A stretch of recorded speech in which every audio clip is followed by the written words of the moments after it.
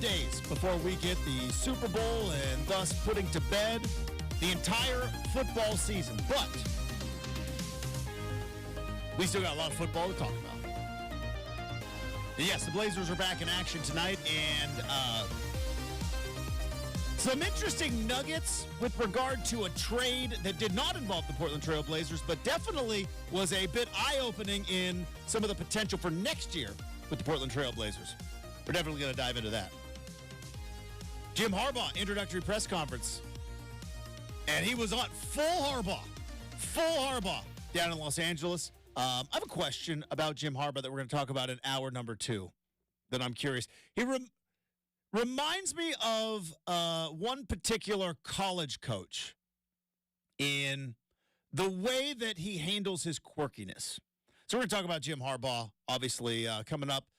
Interesting rumors with regard to coordinators in the NFL. We saw this week a sitting head coach of a Division I, as we sit here, Power 4 college football program, leave that job for a coordinator position at a lower salary to the NFL. And now we're also hearing rumors of other college coaches taking a look across the horizon going like, is the grass a little bit greener in the NFL? Can I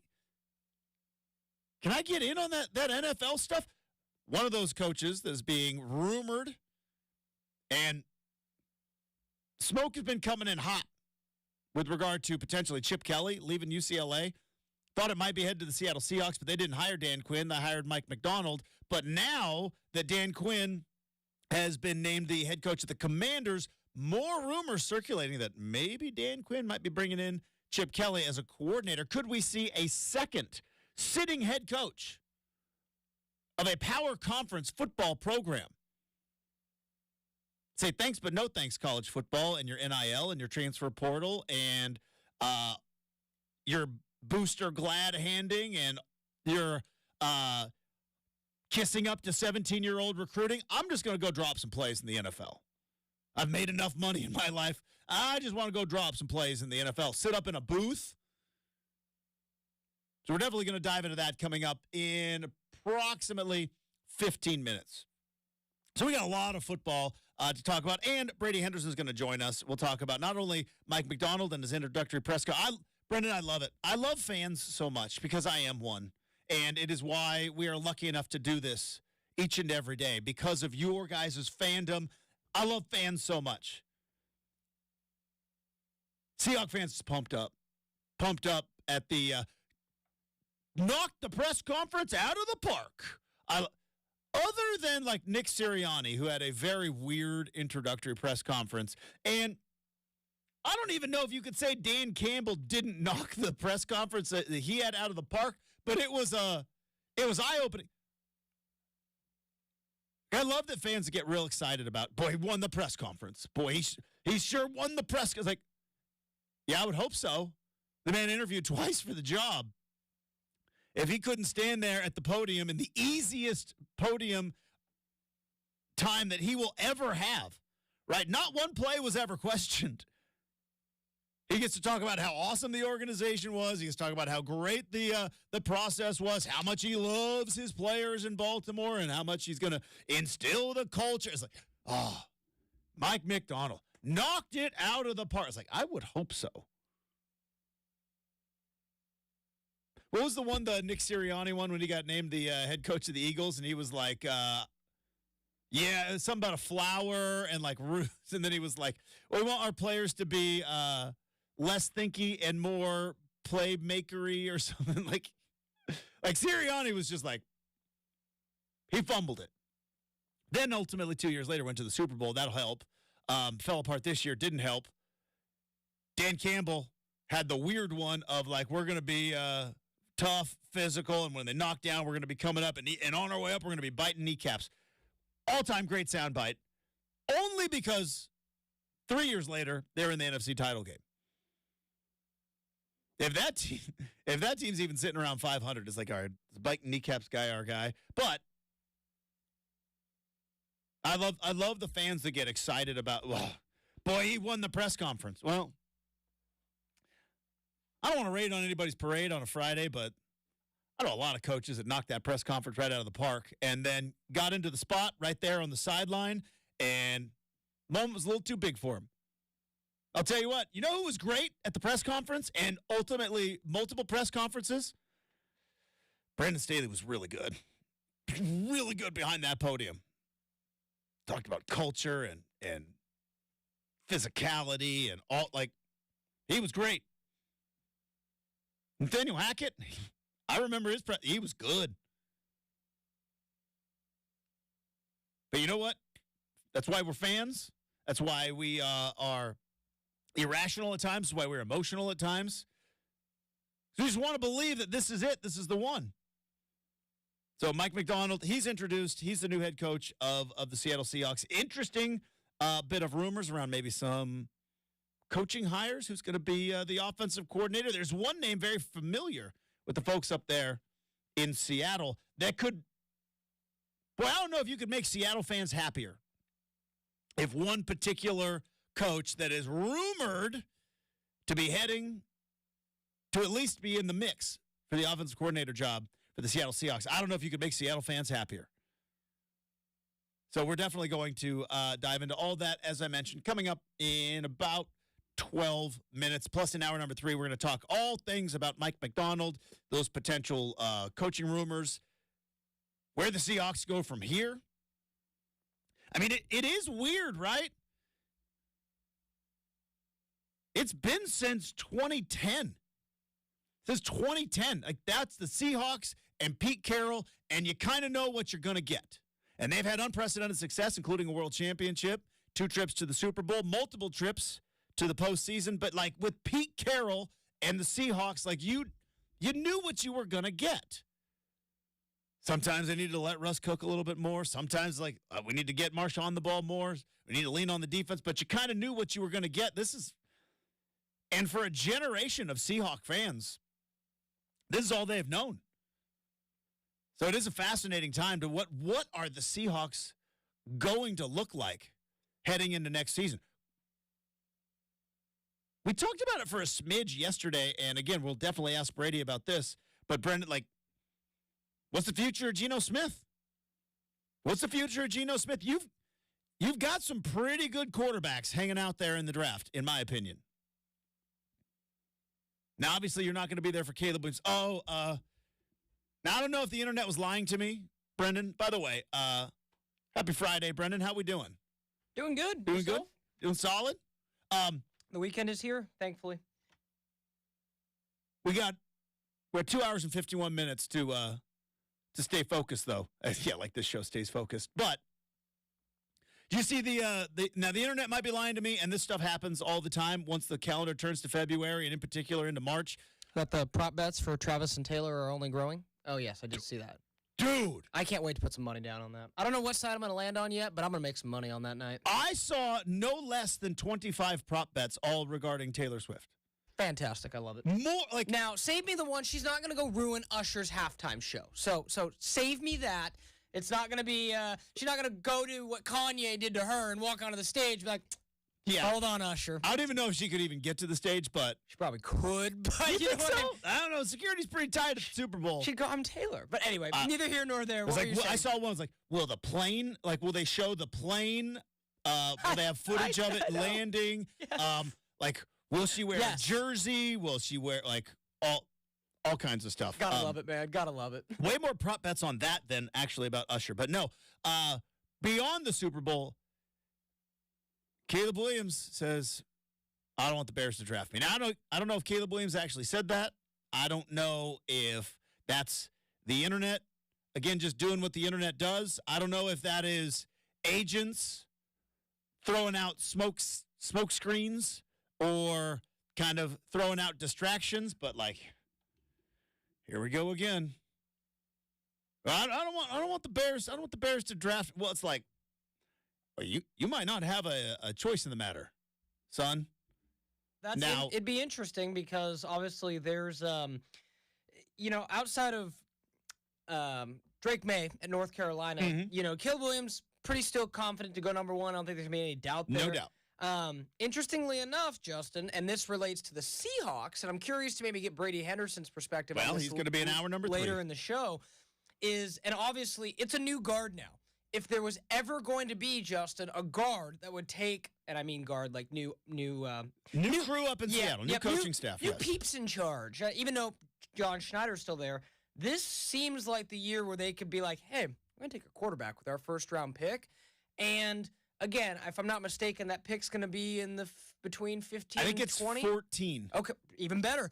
From what I saw yesterday, there's a really good chance Michael Penix and Bo Nix are available at 14. They're definitely going to be available. So if those guys are there, man, and you can take either the hometown kid or the kid just down the road who broke every completion, I'm with it. But back to Caleb, this could be a John Elway situation all over again, minus the baseball. But well, here's the thing. John Elway had leverage because he could go and play baseball. Eli Manning had leverage because he's a Manning. He just did. Those are the only two guys I think to kind of successfully pull this off. The move would be, if you're Caleb Williams, do you go I don't want the Bears to draft me. I've got enough money. I'll just take a year off. And he does. Somebody estimated he made about $12 million or something at USC. And now who knows if that's a fake number or not. But he's I could just take a year off, put my name back in the draft. I don't know. It's going to be interesting. But what is definitely interesting is a tradition around here, which is at the end of the week, we celebrate. We celebrate not because it is Friday and the weekend is here, but we have put in a whole lot of work throughout the entire week to get here, and it's time to treat ourselves. And you all should be treating yourself as well. It is time to upgrade your caffeinated beverage. It's time for Fancy Coffee Friday. Here we go.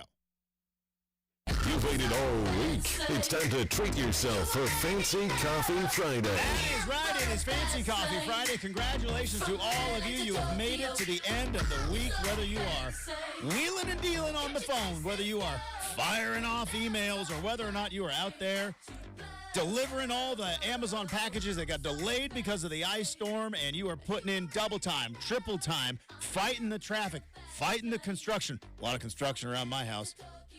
You made it. You did it. And you know what? You've earned it, and you deserve it. Upgrade your caffeinated beverage. Now, what is a fancy coffee? Well, that's whatever you want it to be. Whatever you decide a fancy coffee is, you do you, because there is no order shaming here. If you want caramel swirl in that macchiato, you do you. If you just want a couple extra pumps of the hazelnut creamer sitting there at the end of the aisle at the gas station convenience store, that's what fancy is to you? Well, guess what? You do you. If you want to sit for a good 9 minutes while some artisan barista does a pour over, happy Fancy Coffee Friday to all of you. So cheers to the hardest working audience in all of sports radio. I don't know it on paper. I feel it in my gut, and I'm appreciative of every one of you that hang out with us each and every day. Happy Fancy Coffee Friday to you. Cheers to you. Cheers to you, Brenden. Here we go. Oh, Justin, can I add one more cheers? Yeah. Okay. This is very important. It Justin, sure is. Puxtani Phil this morning did not see his shadow, predicting an early spring. All right, we got Hot Take Friday coming up in hour number 2, and I'm going to take some shots at old Puxtani Phil. But no, it was the real quick. It was the first time, Justin, like 4 years they haven't seen the shadow. So that would mean let's get some spring up in here. Yeah, it's never going to happen. But I appreciate I appreciate the optimism. We're going to talk some coaches. Interesting rumors circulating around the coaching world, both in college and the NFL. We'll talk about it next. 620 Rip City Radio.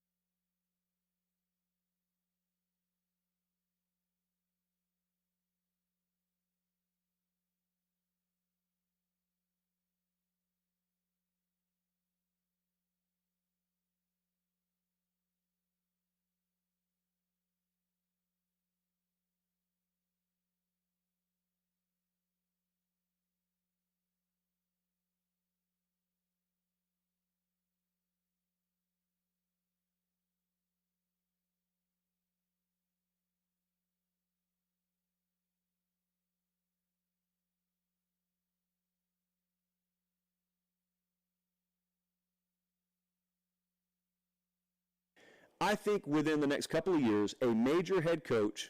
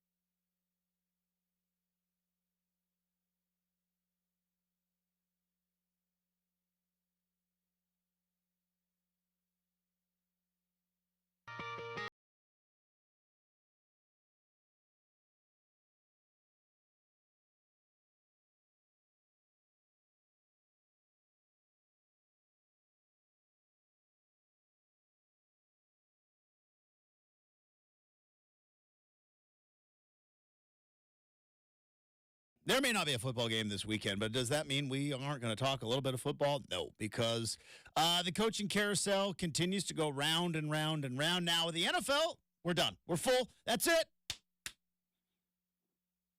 Party's full. We are at capacity. That's one of the worst. Standing in line. Now, I'm not ever really a big club guy, but every once in a while, Brenden, you're a club guy. Brenden loves getting up into club. I'm never a big club guy, but every once in a while in my youth, in my partying days, I would go to a play. And boy, that was the worst. Now we're at capacity. And it's like, Can't tell you how many times I had to wait out impulse for them to not be at capacity. Had to make sure the defensive lineman bouncer would do the numbers and make sure we could get in. Yeah, well, that place is. I've been there when I guarantee you it was tailgaters then. Now it was impulse. I guarantee you I've been at that bar in Corvallis where it was well past capacity. Maybe that's why I got shut down. It was regularly broke fire code. That and kind of a dumb idea to put a college bar on the second story of a strip mall. Hey, let's have these drunk kids navigate stairs and give them access to a rail where things can be, projected off, if you know what I'm saying. That's probably the first problem. Anywho, NFL's like, all right, we're at capacity. Everybody's got a head coach now.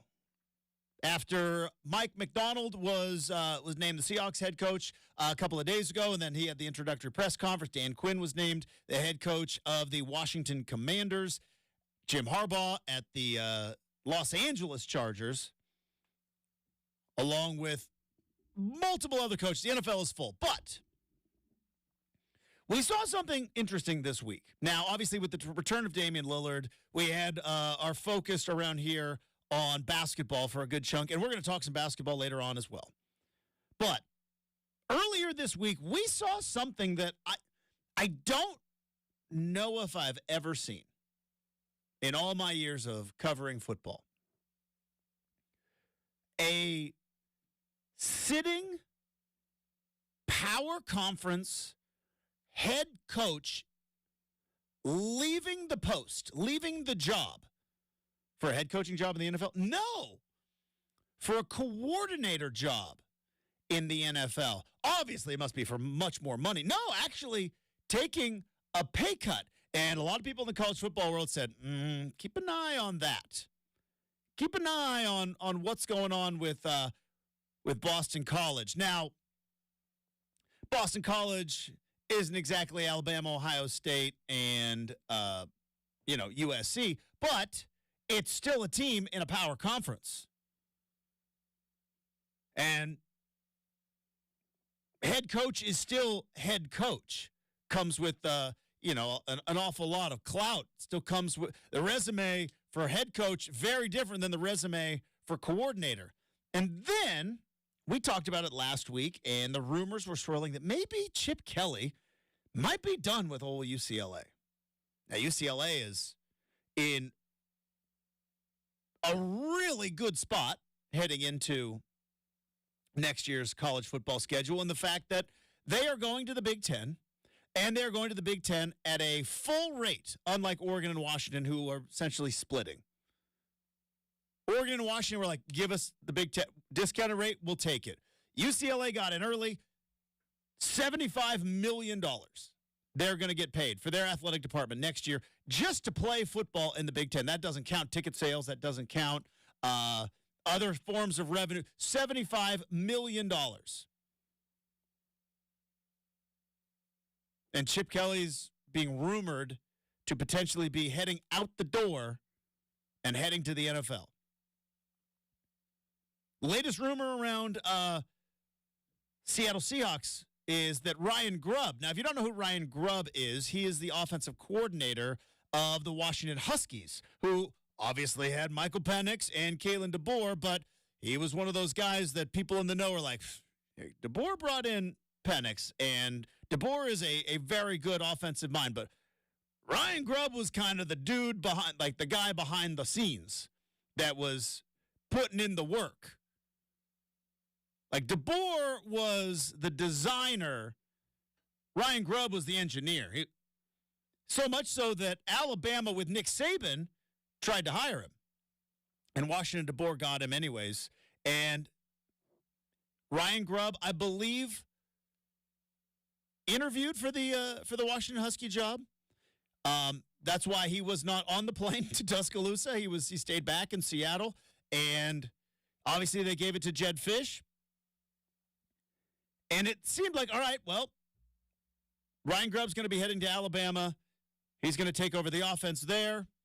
Well, the latest rumors are he hasn't really signed his deal with Alabama, and that maybe he might be eyeing a trip back to the Pacific Northwest to be the offensive coordinator of the Seahawks. So that's one head coach who's leaving college to coach in the NFL as an offensive coordinator. Another head coach who is being rumored to maybe potentially leaving that position, and then another offensive coordinator looking to make kind of a lateral move, but Brenden, that's Alabama football.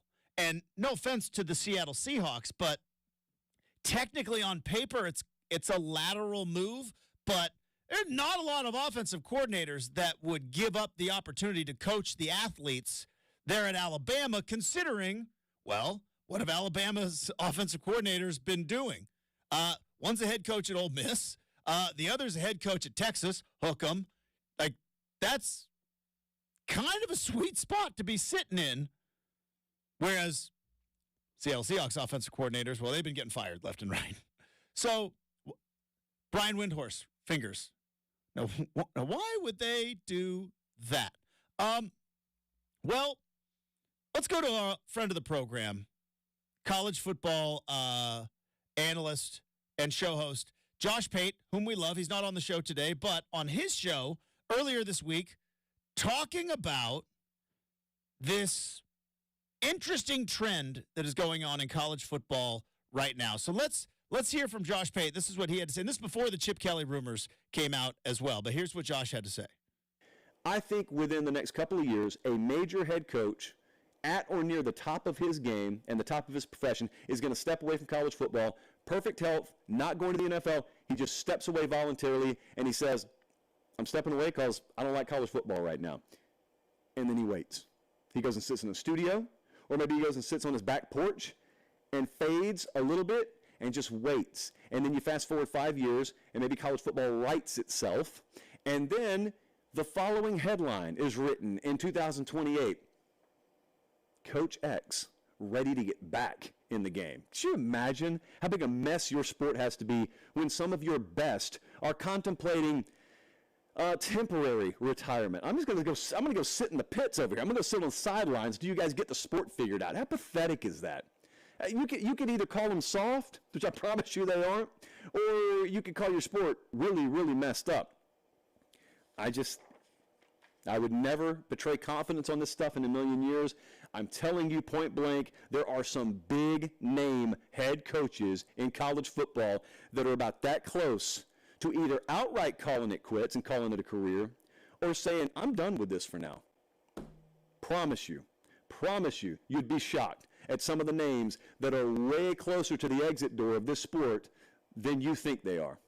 That was Josh Pate earlier this week, and I believe that was also before we saw really the Chip Kelly rumors start picking up, because other than the whole not go to the NFL and just sit out a year, it's kind of what he's predicting. If Chip Kelly, a coach, still young, still in his prime, the game hasn't passed him by, making a lot of money in a team that is going to the Big Ten, is like, nah, I kind of want to coach NFL offenses.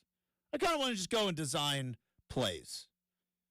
Because look at what we have turned just the month of December into in college football. Let's take a look at what we've turned the month of December into. It used to be, let's travel back in time, a little story time with Uncle Justin, right? It used to be rivalry week was the week before Thanksgiving. Hard to imagine, but yes, growing up, every Civil War game, it was the Saturday before Thanksgiving. The Michigan-Ohio State game, before Thanksgiving. That was the last game of college football. It was before Thanksgiving, and some had a tradition, like Texas A&M. I think traditionally was played on Thanksgiving weekend. There was a handful in there, and then they created the conference championship games, and then they've created a 12-team schedule. But usually regular season wrapped up by Thanksgiving, latest week after Thanksgiving. And then the month of December was bowl season. It was bowl season. Your Bowls were such a bigger deal, Joe. Your regular season was over. If you didn't make a bowl, well, you had to go back and reevaluate and try to figure some things out. And all your players went home for Christmas. And maybe you went out on the recruiting trail. But the month of December, it was bowl prep. And you would get those 6 weeks of practice, or like it was maybe 4 weeks of practice for bowl prep. And you would go and play in the Aloha Bowl, or you would go and play in the Alamo Bowl, or if you were lucky enough, you would play in the Rose Bowl or the Sugar Bowl or the Cotton Bowl. And then New Year's would come around, and college football would vote on a national champion or crown one, whichever way. And then you would get prepared for signing day, which came up in February. Well, over the years, we moved signing day from February to December. We instituted a transfer portal. We took away the year, having to sit out a year, and we instituted NIL. So here's what has now happened to the month of December. Coaches aren't preparing for bowls anymore. They're not preparing for bowls anymore. Case in point, look at what Trent Bray did at Oregon State. Yeah, exactly. Trent Bray got the job and was like, great.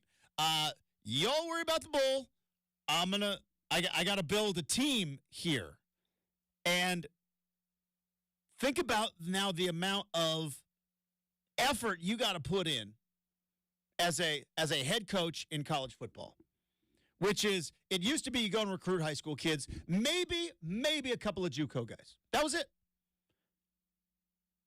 Now, you got to, in the month of December, high school national letter of intent day. So while you are, quote unquote, preparing for the bowl, you are in living rooms trying to close deals, because all these kids are flipping left and right. You got to close the deal. You got to get your class signed. Then, on top of that, as you are trying to, think about all the bandwidth this is going to take. Then, as you are trying to close high school kids, you are paying attention to who is available in the transfer portal. Because if all of a sudden a quarterback becomes available, like Dylan Gabriel, can you still go and recruit that high school kid who's a 5-star quarterback? You'd be like, hey, you're going to come here. We're going to put you in a spot, potential. No, you got to pay attention to the transfer portal now, because big-name guys are popping up. On top of that, you got to be in lockstep with your NIL collective over how much money do we have, how much money can we spend, how much can we allocate. Now, I haven't even gotten to your own team yet, because as you are recruiting from high school and then recruiting the transfer portal, now you are also having to pay attention to your own team. Like, all right, who's unhappy? Who is disgruntled? Who's potentially going to pop into the transfer portal? Can I convince? So you took a whole month of December where you are recruiting high school kids, you're recruiting the transfer portal, and you're re-recruiting your own players every single year in December and hoping, at least for the most part, you recruited them, that they don't hop into the transfer portal. You know what I didn't talk about there? Coaching football. The job description that usually is number one on a coach's, hey, this job shall require, is like coaching football. Not really high on the list there in the month of December. Now, you might be saying, Justin, they get paid millions of dollars, and they do. Sometimes tens of millions of dollars. This is a month. Yeah, but there's also a spring portal. There's also the class of 2025. You got to look at, and then there's summer showcase. Like, then on top of all of that is going on, if you are a team like, say, Boston College, who had a coach in Jeff Hafley, who's like, all right, I keep seeing in the news every single day that Florida State and Clemson want out. Is the ACC going to fall apart? Dan Lanning went on Ryan Russillo's podcast and kind of said the quiet part out loud earlier this week, which was there are two elite conferences. Two. Now, the Big Ten might be able to pull off a magic act, which I think they ultimately will, but it's uncertain. So now you're a head coach, and you're like, all right, I'm doing all this recruiting. I'm having to figure out payments. I'm having to figure out the economics of it all. Collective. Do we got any more money? No. Okay. Well, our edge rusher says that, Missouri's calling, and so you're doing all that. And then on top of that, you might end up like Oregon State or Washington State and just turn around and be like, well, ACC's gone, guys. So we don't know what our schedule is. Like, you know what I know is going to happen in the NFL? You're going to coach football. You will have dedicated time in the NFL to coach football. Because you know what you don't do in the NFL? Personnel. They got a front office for that. They got a GM. They got a lot of scouts. They got assistant GMs. There's a whole wing to the facility. That's all personnel. You don't do that. You coach football. You know what else you don't do in the NFL? Contract negotiations. If you're an offensive or defensive coordinator, you don't do contract negotiations. They got other people for that. So if you were somebody like Chip Kelly, who I know loves football, why would you stick around? I mean, you've made the money. Why would you stick around to re-recruit year after year after year? Now, there are guys like Dan Lanning who I think is like meant for this. Kirby Smart, meant for this. Do you think it is a coincidence that the greatest college football coach of all time, who is still at the top of his game, and Nick Saban, decided now is a good time to step down without really a succession plan in place? I think it's a coincidence that it's going on right now when your job as a head coach isn't really doing a lot of coaching. It's doing a lot of babysitting.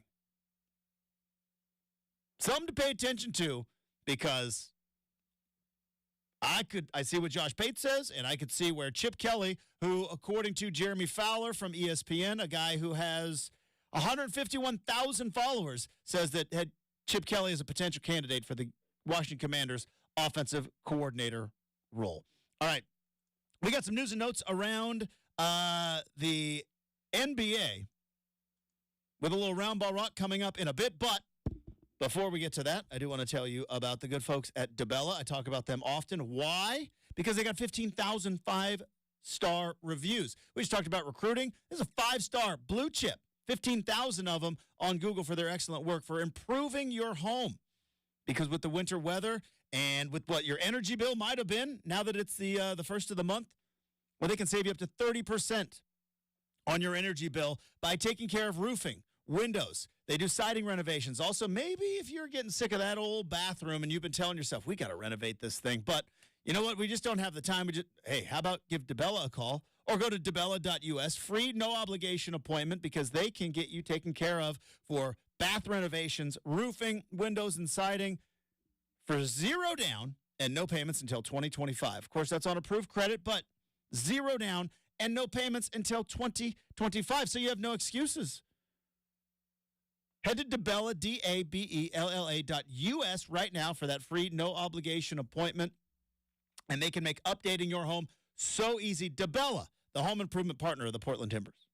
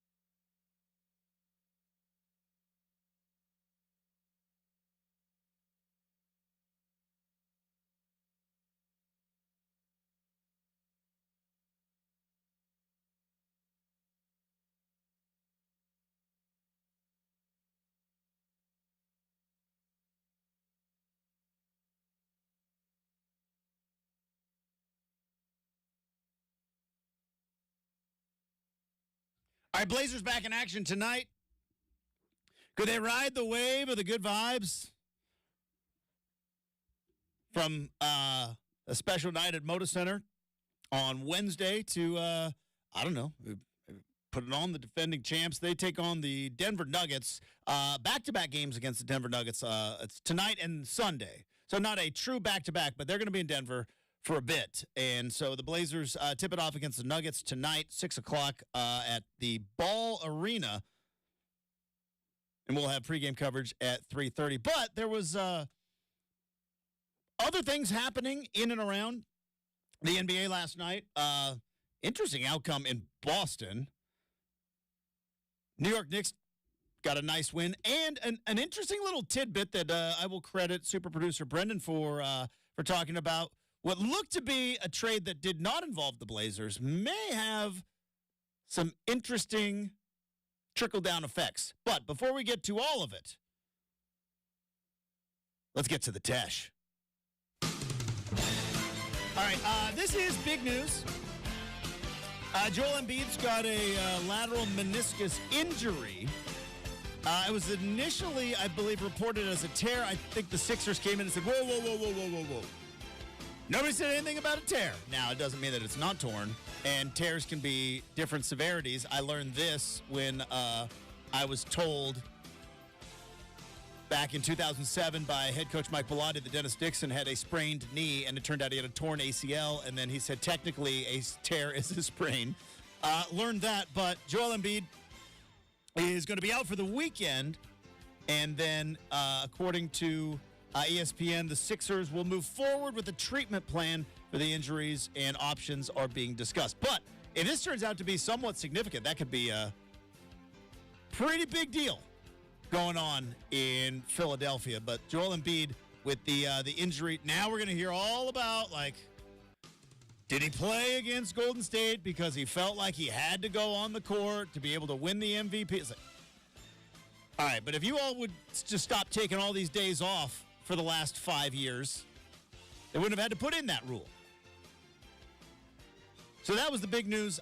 Also, so there was a trade involving Houston Rockets. The other Stephen A., not the one on Memphis TV. Grizzlies. Steven Adams, who's out for the season. Yes. He was traded to the Houston Rockets. What did the Rockets give up? Do we know? Let's see here. I believe it's 2 second-round picks. Boom. And you know what they say? And Victor Oladipo, remember him? That guy. Like it was so funny. Somebody said this, like with the first comment on like Woj's thing, and it was just so accurate. It was, this trade is league-shattering in 2017. And I was like, yeah, I mean, could you imagine? Victor Oladipo, star, Steven Adams, star center. Now it's like, yeah, we just throw him in. Also, as as the old saying goes, you can never have enough second rounders, right? Isn't that what they always say, Brenden? Do they always say that? I've heard that. I thought that was an old, if you got 2 quarterbacks, you don't have one, and like, boy, you can't have enough second rounders in the NBA draft. You know, I like picks, Justin. Second rounders not my favorite though. But don't the Blazers have like 15 They or do. something? They have a lot over the never have enough You can never draft assets. Can never have enough second rounders. I believe I think that's stitched on. I think that's one of those live, laugh, love, right? Wine 30. It's 5 o'clock somewhere, right? And then never have enough second rounders. I think I saw that like Home Goods. Pretty sure I saw that sign sitting up at Home Goods right next to the "May this house be filled with love and laughter." Never have enough second rounders. Michael Scott. Anyways. But in the deal between the Rockets and the Grizzlies, Woj says that apparently the Rockets' biggest target was Robert Williams. Now, Robert Williams didn't play, but he's on the Portland Trail Blazers right now. And according to Woj, that when the Rockets were, let's say, testing the waters, Blazers said Robert Williams unavailable. Which, all right, now that's something. Woj is dialed in. So, again, now why would they do so? It sounds like the Blazers not quite ready to give up on Robert Williams. Now, he played again, 6 games for the Blazers. They shut him down very early. I'm not a doctor. You should not take any medical advice from me. I think legally I'm cleared now. I am not a doctor. But from what I have heard from the internet is that, Robert Williams has had a nagging injury, and that shutting down and actually fixing the problem instead of fixing the symptom was kind of what he ultimately needed. And so hoping that this year off, Blazers don't care about winning. They're trying to win, but not really all that bummed out if they don't.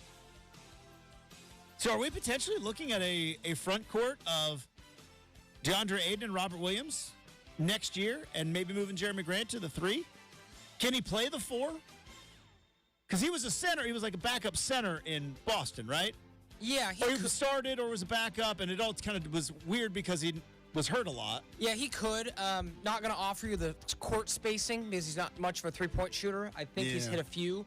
But no, Justin, like you have... But it's size on the roster in the lineup. Right, moving and it's forward. like he would take the place, like let's just say they run it back pretty much same roster. Instead of... And I think he's done well as a rookie. But instead of Duop Reith as a rookie, backing up DeAndre Ayton, worst case, if he doesn't start, you bring in Robert Williams to spell him, or you play them together for a little bit of time. It gives you options in the front court, which the Blazers haven't had a lot of. Like, there's a reason that, and again, for the Rockets, you take Stephen A. He's a solid player, even still in his older age, solid player. But the fact that they kicked the tires on Robert Williams tells me Ime Udoka still loves that dude. Well, he's injured. We shouldn't be kicking it. Well. you had to throw my train off the track there. I'm sorry. I'm just saying we shouldn't be kicking him. But no, like what you were saying, Ime Udoka coached him in Boston. Clearly, from what Woj said, first option. And Blazers and Joe Cronin are like, not available. Anybody that's worried he's careerly injury prone, which I've seen, which people like he's done. I get it. He's had some injuries. We're a little paranoid around here. For obvious reasons. You're not we don't wrong. need to run through the names, and you know them, and I know them, and the people out there know them, so we don't need to run through the names. We're a little paranoid with big man injury. Got it. But, like I said a few moments ago, not being a doctor, I do hope that, like, if I could put on, like, Captain Optimism hat real quick, if this was one of those nagging injuries that just was kind of being partially treated because, the Celtics were on a run, and it's like, dude, we might win a championship. Can you just get a little cleanup? And then, like, now it's like, we're not winning a championship in Portland, so go get it fixed. And then hopefully comes back and can put some of those. He's only 25 years old or 26, right around there. Either way, not old, not an old player. All right. We got hour number 2 coming up. We got Make or Miss. I got some hot takes on that Punxsutawney Phil. That's all coming up in hour number 2 next, 620 Rip City Radio.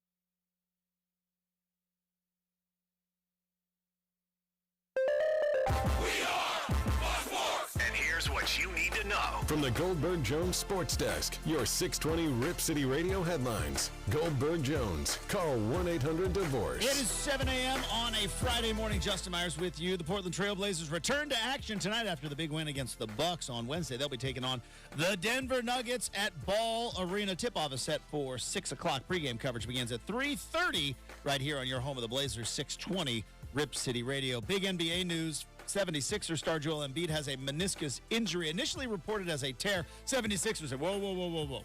Nobody said anything about a tear. Still might be, but he is out this weekend to be determined on his return to action. Pac-12 hoops last night. The Oregon Ducks get the victory over USC 78-69. They are now tied with Arizona atop the Pac-12 conference. Meanwhile, Oregon State fell to UCLA 71-63 at Pauley Pavilion. The Seahawks have named their newest head coach. Mike MacDonald was introduced to the 12s yesterday. We are going to talk to Brady Henderson, friend of the program, in Hour 3. But Hour 2 starts right now on 620 Rip City Radio. The home of the OSAA is 620 Rip City Radio.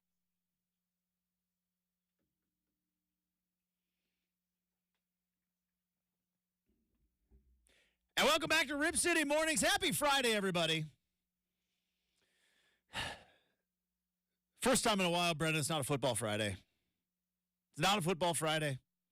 That's all right. We got the Super Bowl coming up. I will enjoy the Super Bowl. Still a lot of stuff around the league to talk about. A lot of hope, a lot of optimism with regard to new head coaches.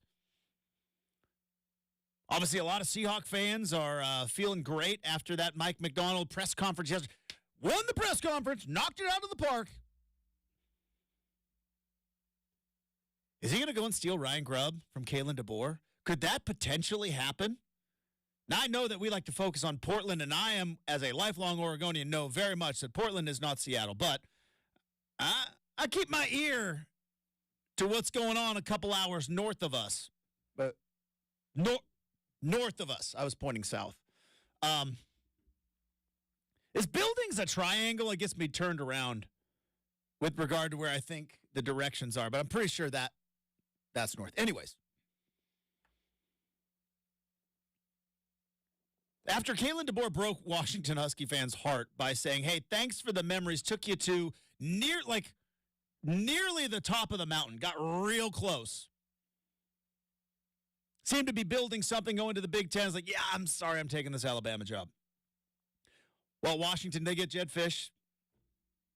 A little less heartbroken now. Got the rebound. Feeling pretty good about it.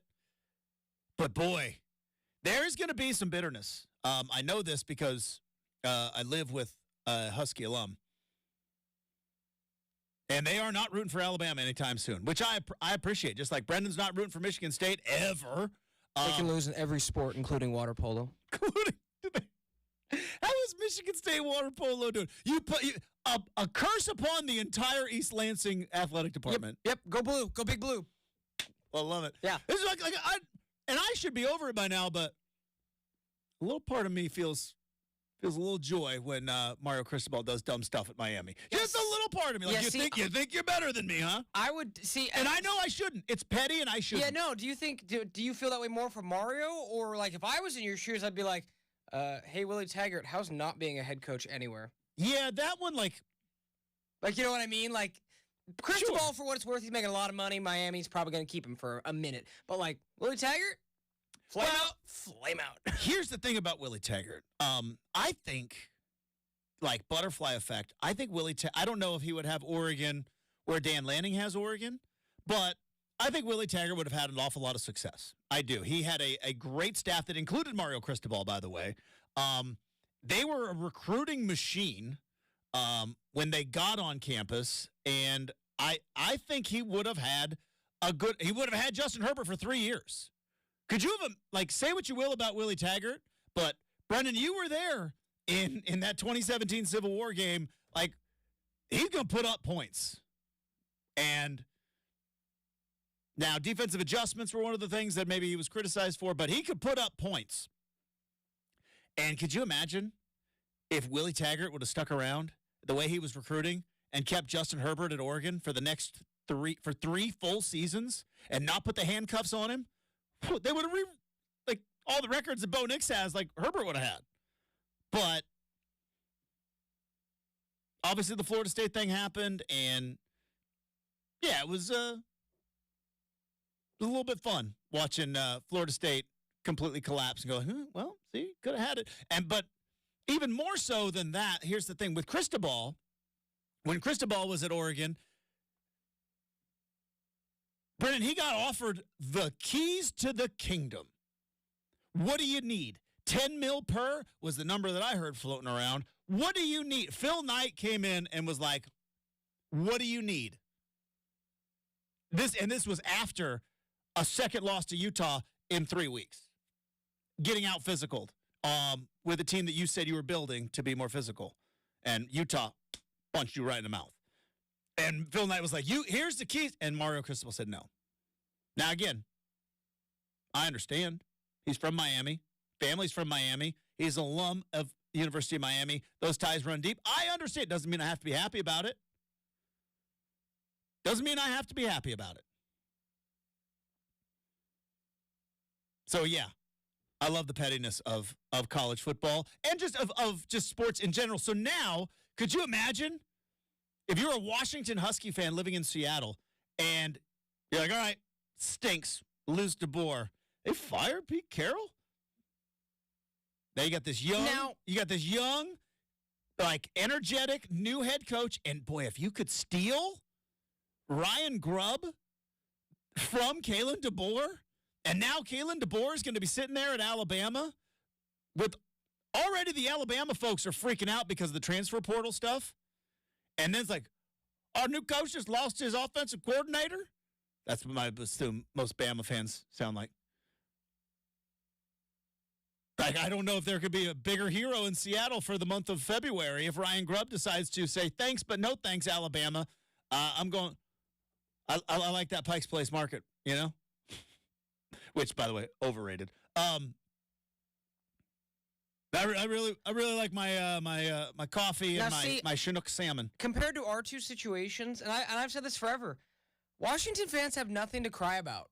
Your coach didn't leave you in a haphazard, oh, well, why wouldn't I be? Or no decisions have been made. You know, I'm sorry, Jonathan Smith, Willie Taggart, Mario Cristobal, they all fall into the realm of like, they were cheating on their wife while still with their wife, for lack of better terms. Well, if Washington doesn't know, now, like, who was DeBoer talking to when he was down there in Houston, getting ready to play Michigan? Now, like, was he talking to him? Now, I will say this: way easier. Like I said, would Oregon State fans, or would I feel this the same way if Oregon State had won 2 more games, went to a better bowl game, and then Jonathan Smith had left? Like, I'm sorry, you went to the national championship game. You lost 2 games in 2 years. Like. It is like, I don't know. It's just I'm really getting. But it's like anytime you get dumped, though, it's like it still stings. It's still like they're not all breakups are created equal, and sometimes it's just different in my mind. I understand, but it's still like you could at least comprehend how if you were a Washington fan going like, we got our guy, we got him, because they had Sark dump him for USC. Chris Peterson dumped him for a boat on a lake. And then, speaking of lake, Jimmy guy didn't work out. And it was like, we got our guy. And then he takes off for Alabama. You could at least understand and comprehend why they would be a bit unhappy. So anyways, all that being said, could you imagine if Ryan Grubb spurns Kalen DeBoer and says, yeah, thanks, but no thanks? I'm headed to the Seahawks. And obviously there's a connection between the Seahawks. Like, talk about winning the month of February. If you're Ryan Grubb, you might get a parade coming back. And Kalen DeBoer would be he would be in a heap of trouble. Could you imagine sitting there in February? Like, we are so far down the stream on this, like, if Chip Kelly, who's being rumored, and again, Jeremy Fowler from ESPN, he tweeted this out yesterday afternoon. Jeremy Fowler says, UCLA head coach Chip Kelly is a potential candidate for the Washington Commanders offensive coordinator role. Under new head coach Dan Quinn, per sources, Kelly, who is a 2-time NFL head coach, is believed to have interest in returning to the league and Washington will consider talking with him. And I think it was last week. It was tweeted out. I want to make sure we give credit where credit is due. Let me find the thing. Shane Hoffman, who is a contributor to the I-5 corridor, which we massively support. Shane Hoffman said that it was a potential package deal between Chip Kelly and Dan Quinn. Now, I don't know where Dan Quinn and Chip Kelly linked up to kind of make a package deal. I'm not sure where potentially that connection is. But could you imagine if all of a sudden it's February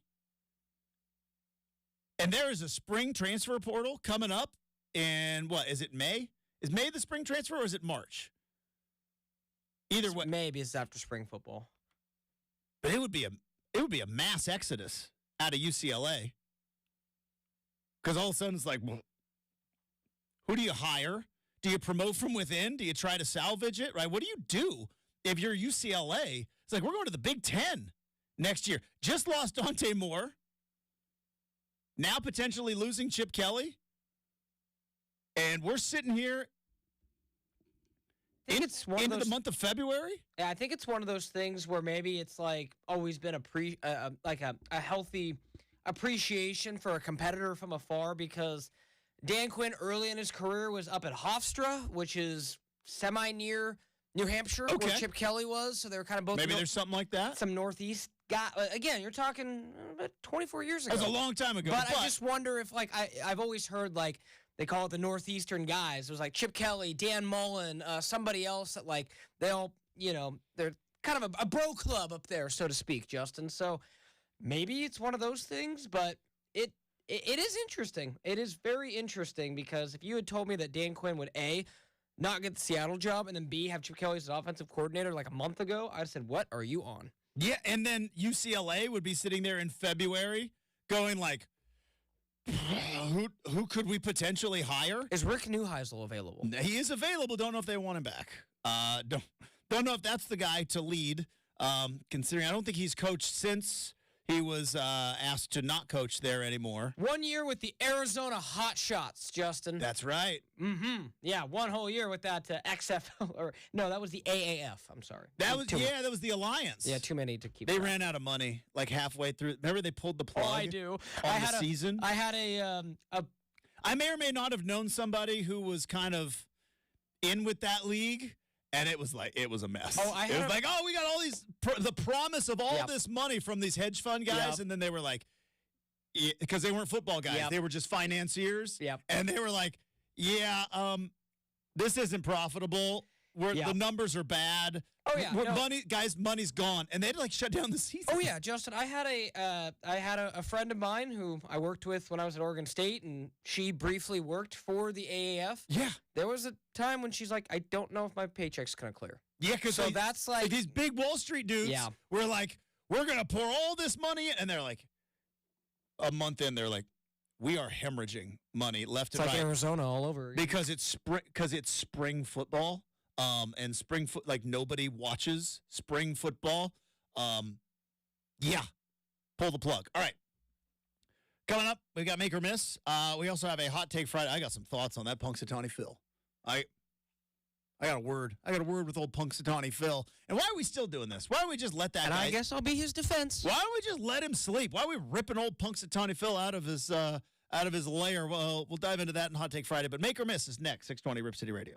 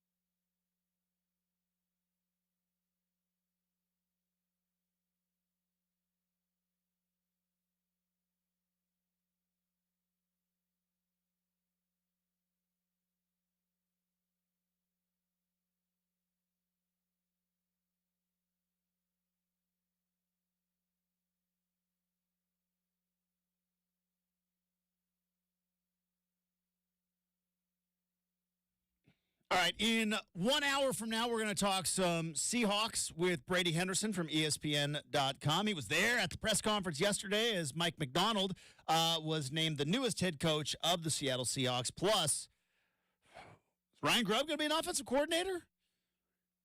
If that happens, so Ryan Grubb, who was the offensive coordinator at Washington, his quarterback was. He might be available at pick 14. Does that pave the way for Michael Penix to go? And does that pave the way for Geno to exit stage right? Now, if you could guarantee me, if I'm I told you I have some thoughts on this, but if you could guarantee me that you could get Penix and then reunite him with his offensive coordinator, that changes the conversation. Okay, but let me ask you this, because I don't. This is not an apples to apples, but. What's a fruit that's like an apple, but not apples to pears? Okay, sure, yeah. A pear is pretty close to an apple. You can it's a hand fruit. Shout out remix hand fruit. But this is apples to pears. It's not apples to oranges. It's apples to pears. But I have seen multiple times when the college coach goes to the NFL and tries to do the college thing. Steve Spurrier did it when he was the head coach of the now Commanders. Let's just say that. Different name back then. But the now, talk about something in our life that I never thought was going to change to where it's commonly said phrase my entire life. And then it's pretty it feels like a little grimy saying it. I mean, I'm not going to say it on the air. It feels a little grimy. Thinking it's not, you know what I mean? What a weird. Yeah, it's not so much feels. That one changed real fast. Yeah, it's not even so much feels we don't need to get into it, but it's not a very nice word. Let's just leave it at that. It is not a nice word. If you go into the history of it, it was a marketing ploy. Yeah. Because they were in Boston and then they switched from one place to Fenway Park, and they wanted to make sure that everybody knew that the football team played at Fenway Park, so they changed it from I believe the Boston Braves to then changed it to the former name that is because Red Sox.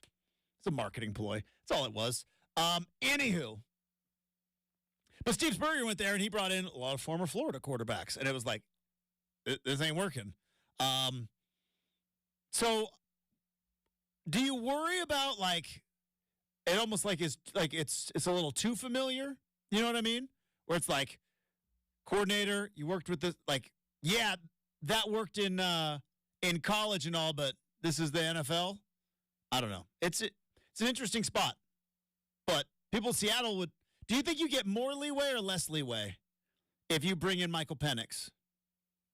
More. You think more? Yeah, you bring in the hometown guy. You know how many Seahawk fans are probably double down as UW fans, who probably that you could sell me on that future if I'm a Seahawk fan. I'd say where do you want my personal seat license money?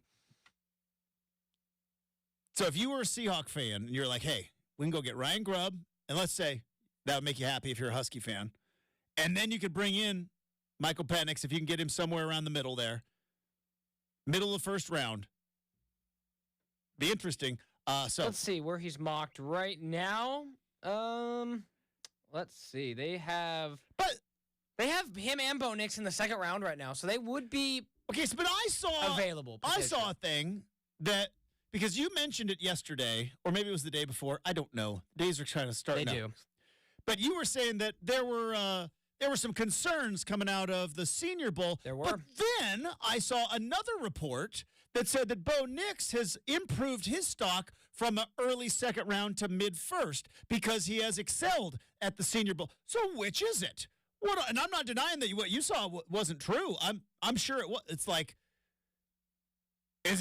Is he excelling in the thing, or is he losing draft stock? It was up until yesterday, because it was 3 or 4 days. I stayed pretty close with this because there were a couple Beavers that were there too, and everything that I had read, kind of said that those guys closed the week. Bo Nix had his best day yesterday, but there were times for Penix and Nix earlier in the week where they did not quite meet expectations, and you know this, Justin. Every scout in the world is sitting up there in the stands, and it may seem silly, you've got the big body of work. There's no way that a scout would be against a guy for 2 days of performances, but it is. Like, they look at these, Senior Bowl, Shrine Bowl, Combine. It's all part of that, hey, how do you go against having elite competition all the time? This is the thing about the draft process that drives me nuts, though, is like, I believe, now, again, I'm not a scout, so I don't know, but it's like, wouldn't you think that watching them play football in actual football games is maybe the best evaluation? I understand why you got to have a combine. I understand why you have to have these pro days. I understand why you throw in the Senior Bowl and how it could be valuable. Like Bo Nix he took like 3 snaps under center. So you got to learn how to take a snap under center. There are different rules, different hash marks, all that stuff. But like in the end, there's a lot of film of those two guys playing really good football. Now, the only thing I will say, and it's not a deal with Penix or with Bo Nix, the only red flag I think that has kind of been constant, whereas like, all right, how accurate are they in college? Because if they're under 60% in college, which those two dudes are like, Bo Nix set the accuracy record, fudged the numbers a little bit at the end, but who cares? And Penix was, I think, somewhere around 70%. Like, unless you're inaccurate in college, I think it's a pretty good barometer. I don't know. Maybe that's why I'm not a scout. It's well, let me put it this way, Justin. His last year at Alabama, Mac Jones completed almost 80% of his throws. He ended up being one of the jury's still out on Mac Jones. I suppose. And then maybe does like a Baker and like jury's still out. In like someone, but I don't think anybody was touting Mac Jones the way that Penix and Bo Nix were. Sure, no, I think that offense wasn't like it was. They were good. They won a national title. Don't get me wrong, but like, I don't think he was at the Heisman presentation. No, for sure. And like the other side of that too is, generally, you're right, Justin. But a year ago, I wore egg on my face. I know he only played, I think, 2 or 3 games. But I sat here and hot take declared that Anthony Richardson was going to be terrible for the Colts because he completed 52% his best year at Florida. That's a really good point. Now we'll see again. And that one, the jury is still out. Very small size, but hey, the Colts looked like really good for 2 games with him. Again, small sample size, but that was a guy coming out of Florida because the Beavers played them, and I'm like, before he opted out, I'm like, wait, this guy's declaring for the draft. He completed 53% of his. Okay, so generally you're right, but gosh, Justin, it's that moxie and those intangibles. I know, I love it. That would be fascinating though if the Seahawks go quarterback. Haven't drafted a first-round quarterback since Rick Meyer. That was 4 years before Brenden was on this earth. All right, let's dive into Make or Miss.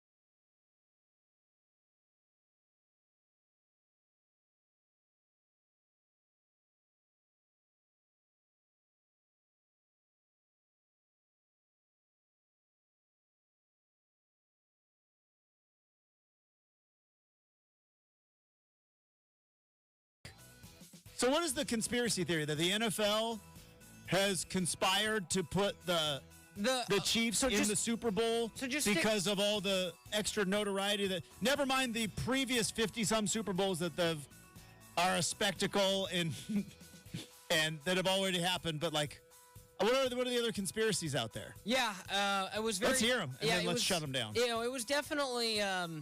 It was disheartening to see some of what's like. Okay, so let me put it this way. Mm-hmm. I don't want to get too deep into this because I think it's a massive rabbit hole for a different themed station. Justin, Taylor Swift is becoming political, and because she asked people to vote. Well, I think that was the thing. So it got reported in the New York Times, I believe yesterday or the day before, that I'll just leave it at this: the incumbent president is seeking her endorsement. The New York Times said Taylor Swift has the ability to swing an election 10 to 18%. Then, yeah, that's some power. In response to that, the other side of politics was like in our crosshairs. So that's where, and then it throwed out, well, did the NFL just want the Chiefs to go to the Super Bowl so they could put Taylor in this moment? And is the NFL conspiring with the government to influence politics and just all of it? And I'm just like, enough. Like, it was yeah. That makes sense. Yeah. So you're okay. like, I said I don't get it. At first I said I don't get it. Now you do. As you said that, now you do. Light bulb moment. Bing! It's not going to get it better. I get it now. I don't agree with it. Me neither. 100%. No. But I get. It's so bad. Can't we just have two popular, good-looking people? Like, just let them have their time. And why does it have to have anything to do with a political election? Like, goodness gracious. 100%. I totally get agree. a bleeping hobby.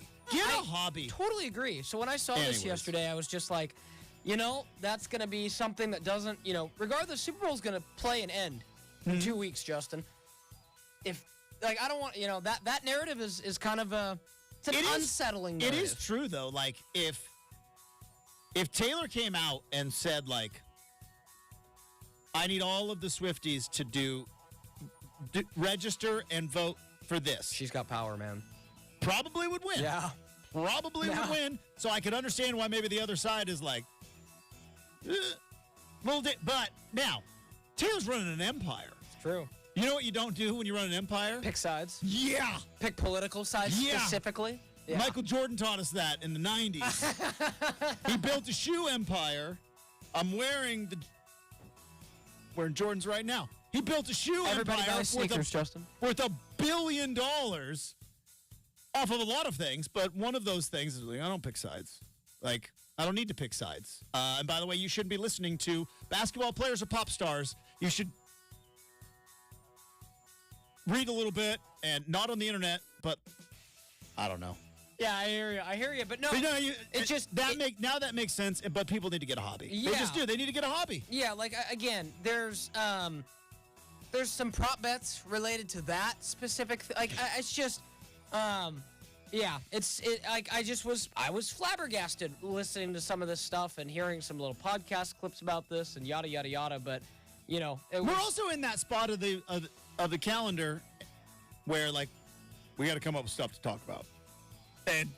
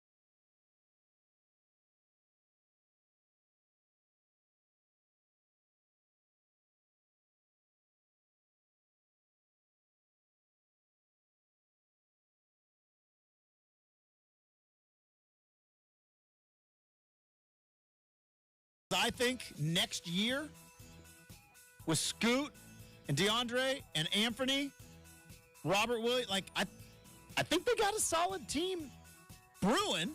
Right. Not championship team, but a solid team. They could get back to, I don't know, having some moments at Moda Center. But yeah, big thanks to Chandler Parsons. And you know what? Everybody else that threw out their cheap jokes and their cheap jabs about getting to the arena.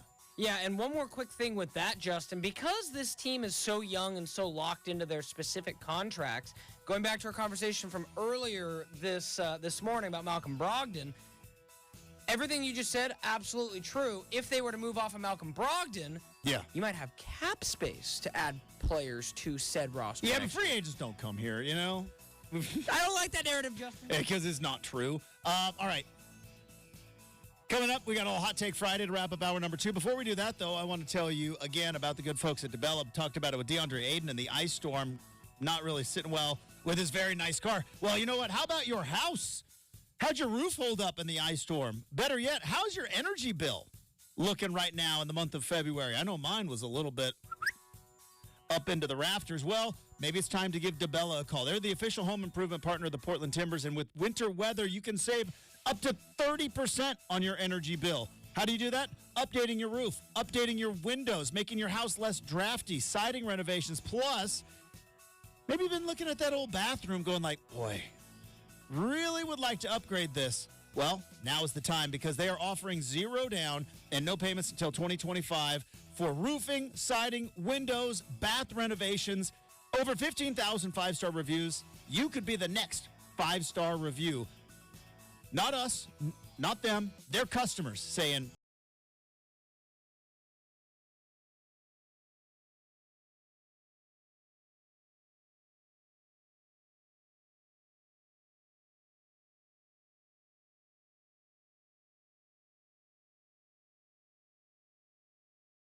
Bella, DABELLA.US for a free, no obligation appointment. Make updating your home so easy. DeBella, the official home improvement.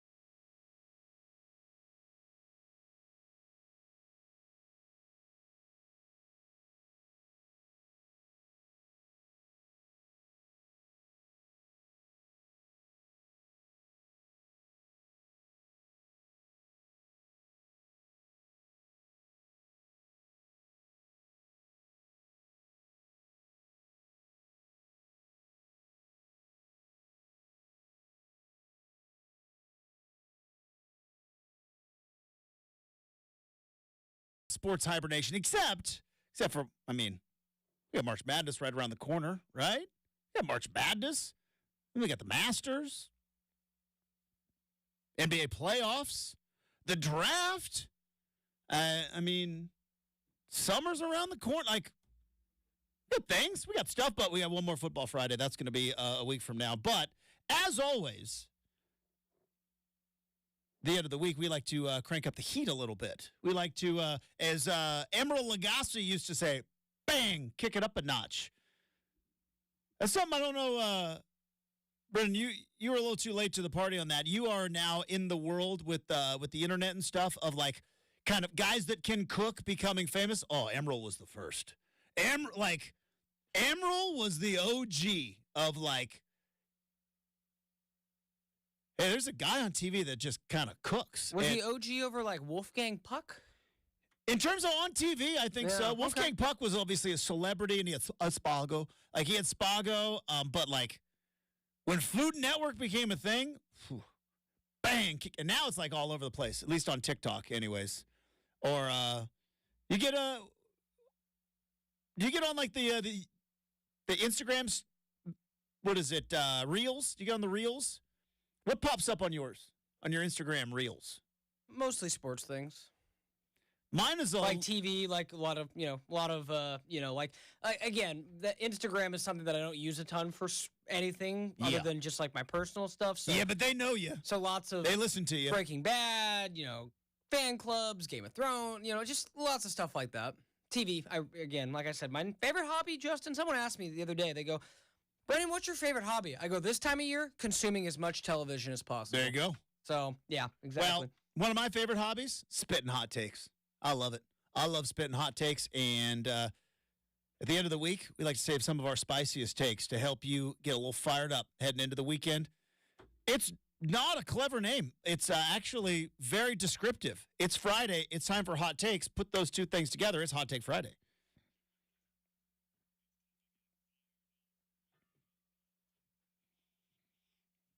All right, hot take.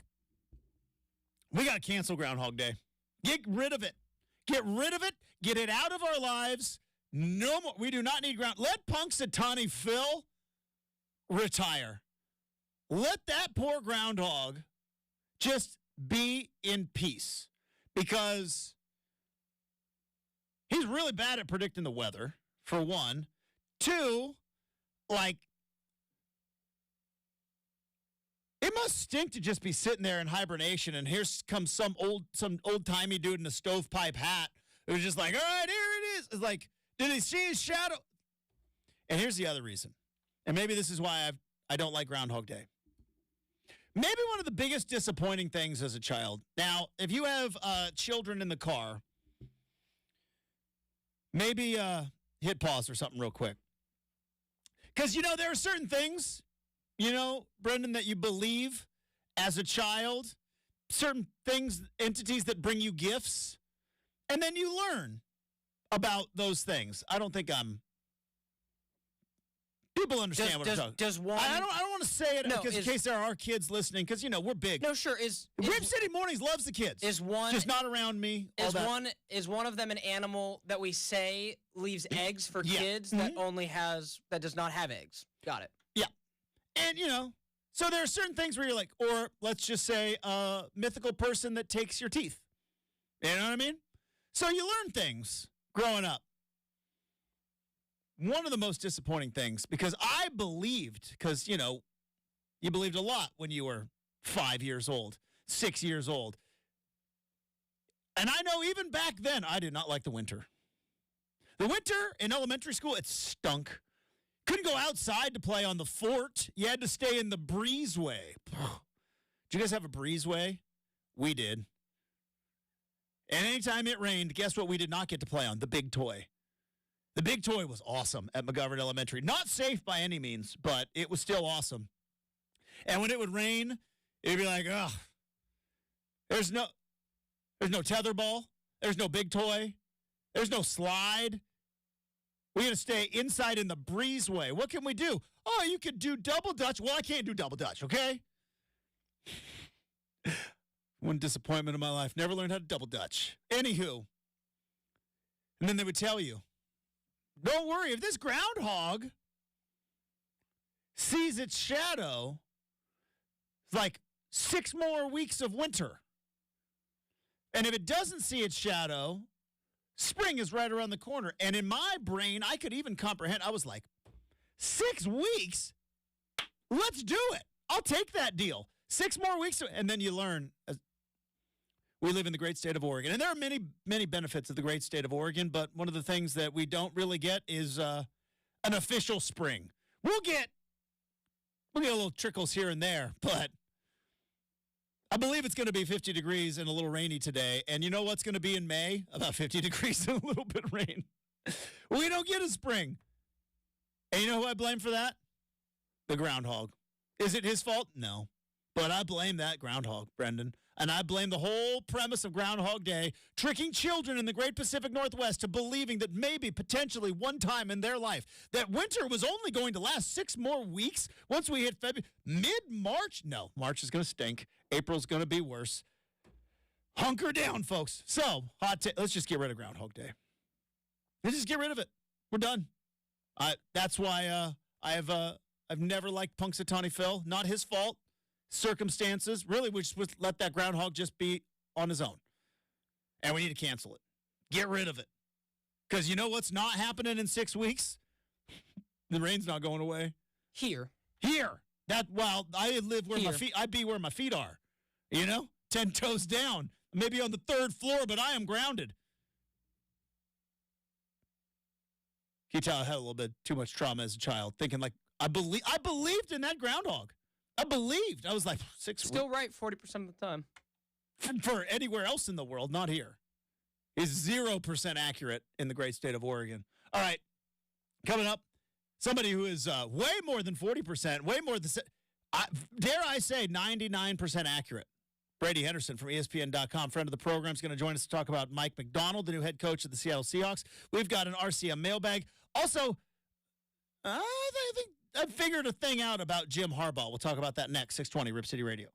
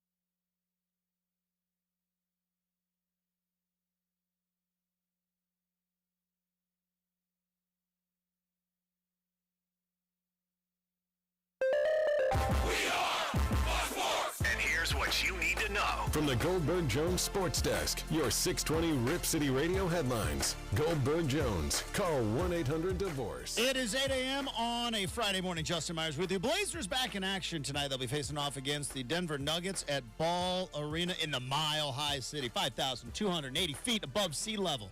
Says it right there on the court. Tip-off is set for 6 o'clock. Pre-game coverage begins at 3:30 right here on your home of the Blazers, 620 Rip City Radio.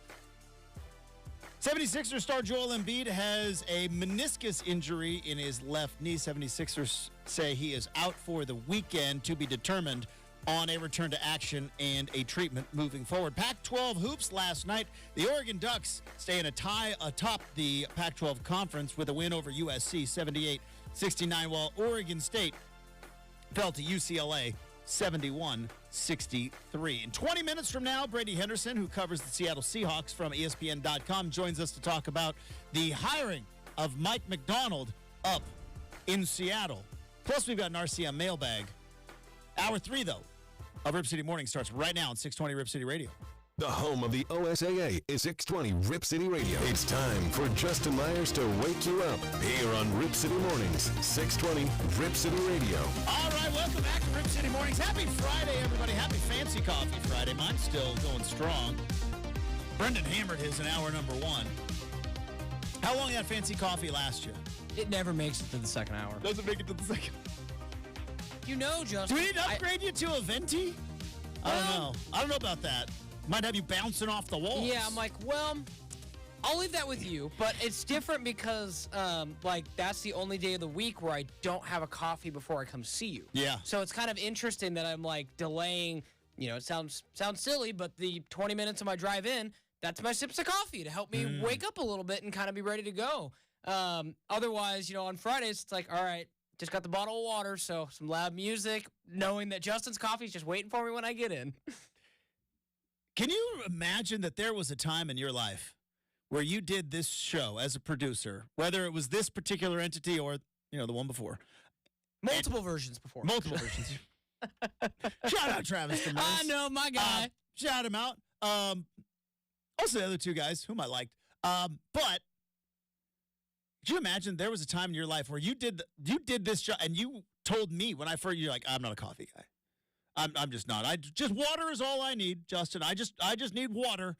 And now look at you. For what it's worth, I've told you this before. I love it. I'm still in your eyes I am. I'm still really not because I've told you on weekends, never. Yeah. Never. It's weird. When I don't work, never. When I was in Mexico for a week, not one.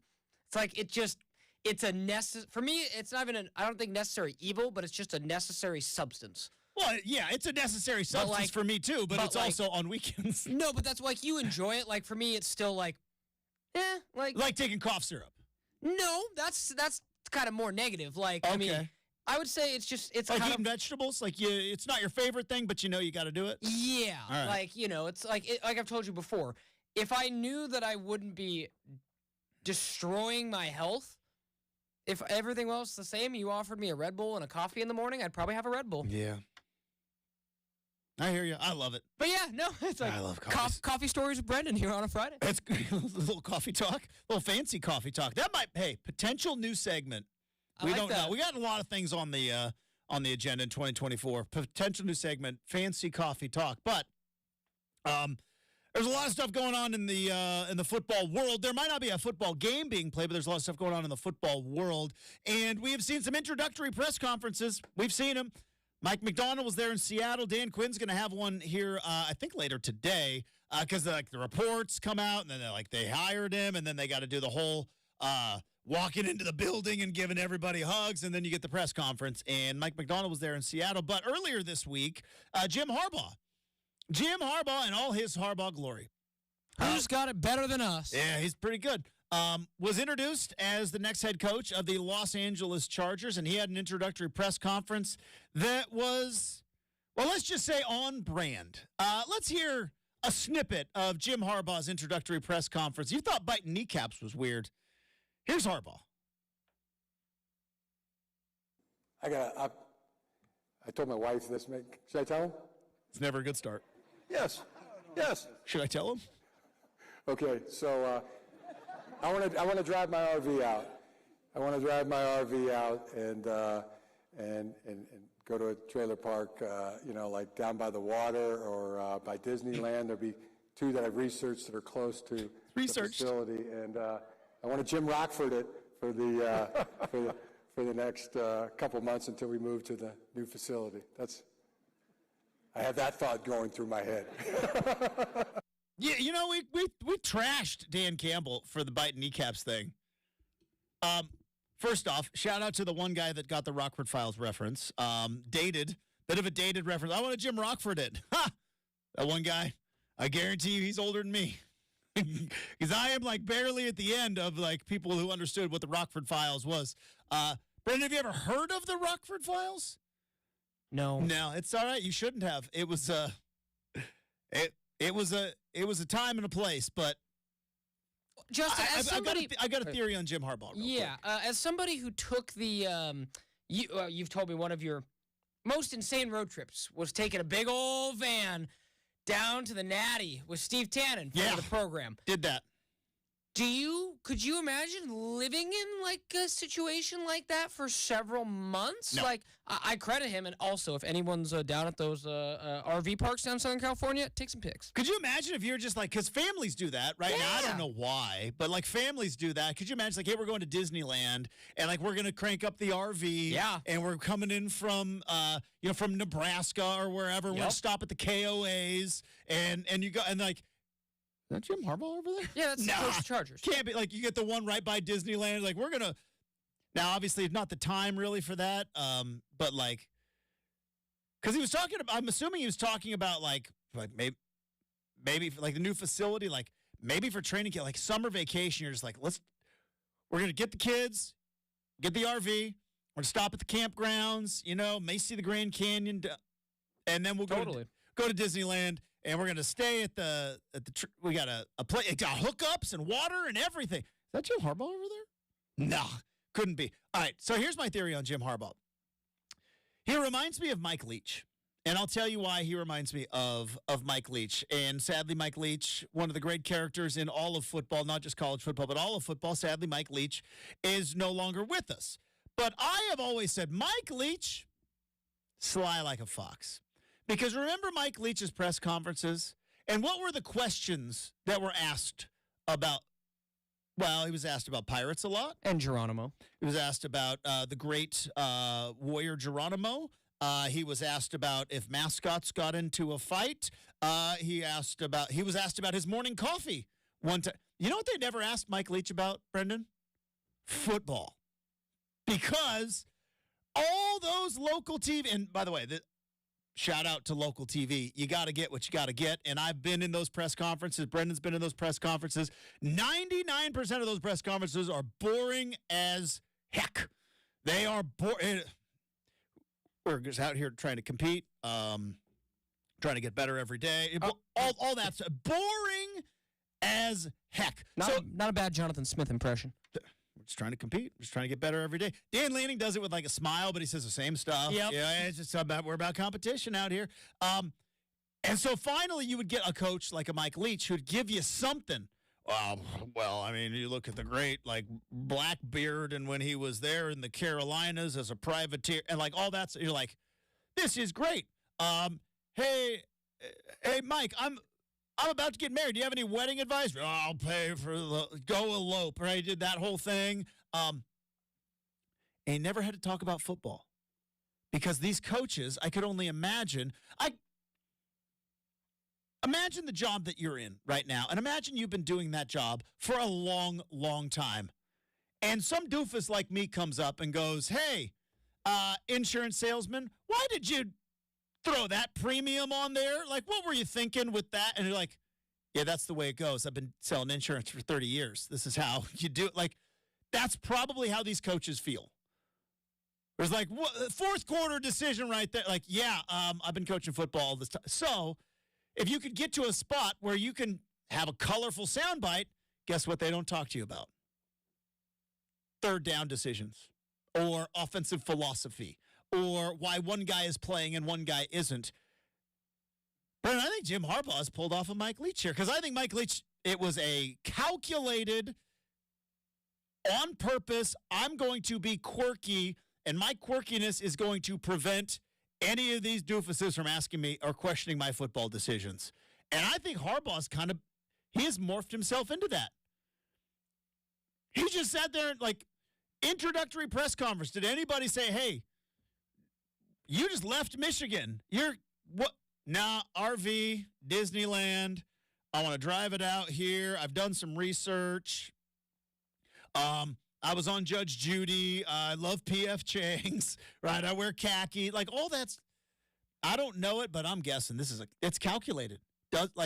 Maybe it's in normal times sitting at about 70%, but he gets in front of a microphone and camera, it's I'm going to crank it up.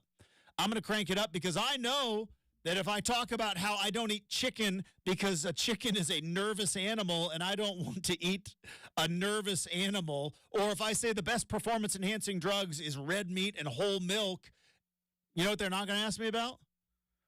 Why I decided to run whatever play on 3rd and 4.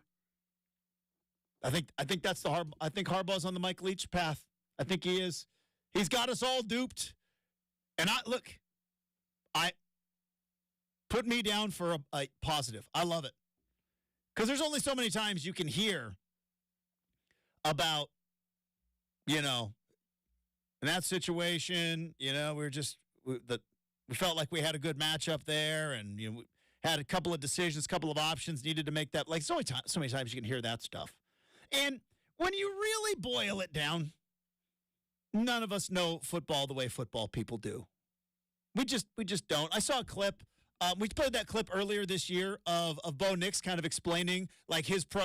Somebody asked Michael Penix yesterday about, can you explain what was going on that? It was during a scrimmage of what and he turned to them and said, it's kind of hard to explain.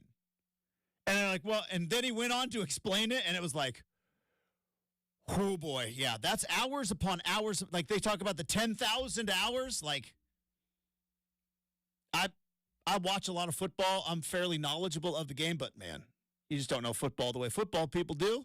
And I can only imagine if you were a football guy like Jim Harbaugh's entire life, quarterback, NFL quarterback, coach, you're so 3rd down and 8, and you decide yeah, well, I've been doing this a while. So instead, it's I'm going to wear khakis, and I'm going to talk about chicken as a nervous animal, and I'm going to talk about how I got my RV, and guess what? I don't have to answer football questions. I think he's sly like a fox. I think he is the one playing three-dimensional chess. And we're all looking at it going, boy, what a character, but somebody that aloof, can they really guide alphas to win championship? Nah, he's a football guy. Anywho, all that being said, that was one introductory press conference. Another one was in Seattle yesterday with Mike MacDonald, and we're all going to have to slow down when we say Mike MacDonald so that we don't say the name of the other guy that has a name very, very close to him. Brady Henderson, though, from ESPN.com, is going to join us next to talk all things Seahawks moving forward on 620 Rip City Radio.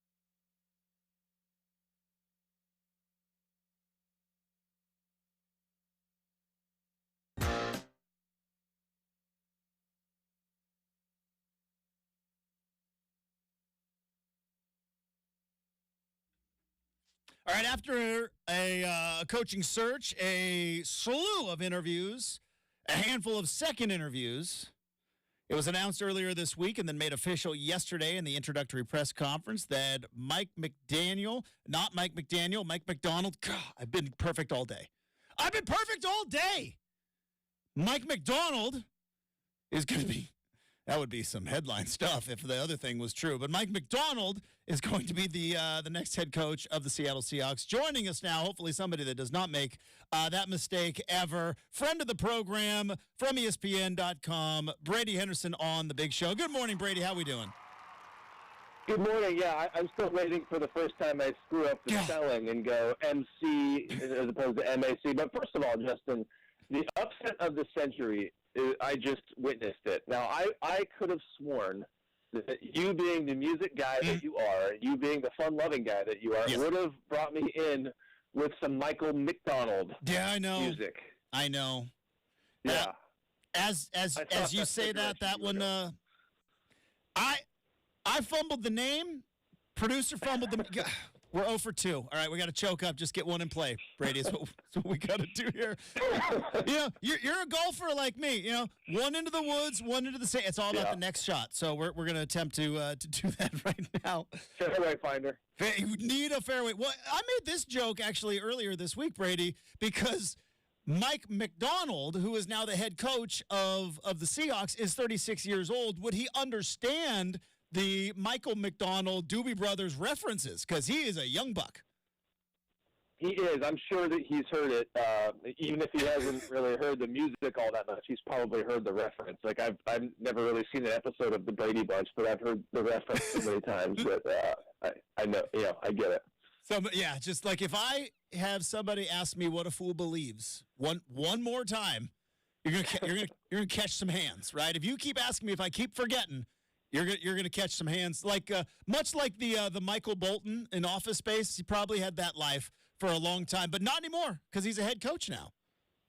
Exactly. Yep. And I think the Seahawks made a good hire. And look, there's only, who knows how it's going to work out before the guy has coached the game. But I think that the Seahawks needed to do something. They needed to hire a coach who was going to give them some sort of scheme advantage, which they just have not had on either side of the ball the last few seasons. And look, it's not to say that the right move is always just to hire the hot coordinator, from that hiring cycle. But you need somebody who is going to help you keep up with the Kyle Shanahan's and the Sean McVays, two offensive-minded head coaches who have just totally had your number over the past few seasons. And so I think Ben Johnson would have been that guy on offense if you decide, in order to do that, you want to score with the 49ers and Rams. And obviously Mike MacDonald is the guy to do that if you feel like, okay, then you want to stop them as opposed to score with them. And so obviously the leadership piece of being a head coach is the other part of that. And, I think if they were solely focused on that, then maybe Dan Quinn would have been the choice, because it's not to say that the other guys can't be that head coach leader type, but you just would feel better about Dan Quinn knowing that as an older guy, having been in that role, that that wouldn't be the big jump for him. You've seen him do it, and he is you can picture him doing it, and he also would have been he also would have checked the box of, okay, if the edict from Jody Allen was to maintain the positive culture, then I think that's why I could have seen Dan Quinn making sense, just because that wouldn't have been elite for him. He's been in that culture. He helped build that culture when he was here a decade ago. And so, but again, I think it goes back to you've got to find a way to compete with the Rams and the 49ers, and I think either Johnson or McDonald gives them the best shot of doing that. Brady Henderson from ESPN.com joining us here on 620 Rip City Radio. Brady, let's go back, because people here in Portland are kind of familiar with Jody Allen and Burt Cold and the way that they kind of handled the coaching vacancy with the Blazers, and they left it up to then GM Neil O'Shea to kind of make that decision that brought Chauncey Billups here. And it feels like they kind of did the same thing up in Seattle, that they gave all the responsibilities to John Schneider, which, I mean, You cover the league far more closely than I do, but you hear certain things about like Jim Irsay in Indianapolis having 5-hour-long interviews. You hear about certain places like Dave Tepper in Carolina, like being very hands-on, or even with the Broncos last year, the Walton family being very hands-on. It felt like, was this a full-on John Schneider decision and all the responsibility in his hands? Maybe not full on, because I think the owner was going to have to sign off on it. Yeah. But I think that she definitely empowered John to make the decision that he wanted to make. Yes. And, was she involved to some degree? Yeah, I think so. Maybe in setting the parameters for what they were looking for. I'm sure that she had to meet Mike MacDonald before signing off on it. And so, but I think by and large, this was John Schneider's decision, and this was a very exhaustive process. You mentioned 5-hour interviews. I think that's what these interviews were like with the Seahawks. In fact, somebody I talked to with the organization used that exact number and saying, these interviews are grueling. That their last 5 hours, that they really press these guys, and that's in addition to all of the the due diligence and all the digging that they do on their own. John Schneider, during Mike MacDonald's introductory press conference yesterday, he made it seem like the Seahawks actually interviewed, maybe even informally, but interviewed Mike MacDonald's wife and really picked her brain. And so, and again, there's all the background stuff that they do, all of the different conversations they have with sources around the league. And, just because of the timing of the interview process with MacDonald, they had to do a lot of background, because they had to wait until the morning, the day after, or right after the NFC title game, the conference championship games, because it sounds like there was an administrative holdup, a few holdups that prevented them from interviewing MacDonald during the Ravens playoff bye week. And so because of that, based on the NFL rules, they then had to wait until Baltimore's season was over, whether they got eliminated or whether they, won the Super Bowl or lost the Super Bowl. They couldn't talk to MacDonald until Baltimore was done. And so in the meantime, they did a bunch of homework on him, talking to different people. John Schneider even said that some other teams who had interviewed him for head coaching jobs, shared some information. So they had to do a ton of homework on him. And I can't say for sure that, Mike MacDonald was their guy the entire time. Mm-hmm. I knew that they liked Ben Johnson, and I do wonder what would have happened if Ben Johnson had not removed his name from consideration. I also wonder what would have happened had Mike MacDonald and the Ravens made it to the Super Bowl, and the Seahawks would have had to wait another couple of weeks. But so I don't know, but I know that Mike MacDonald is.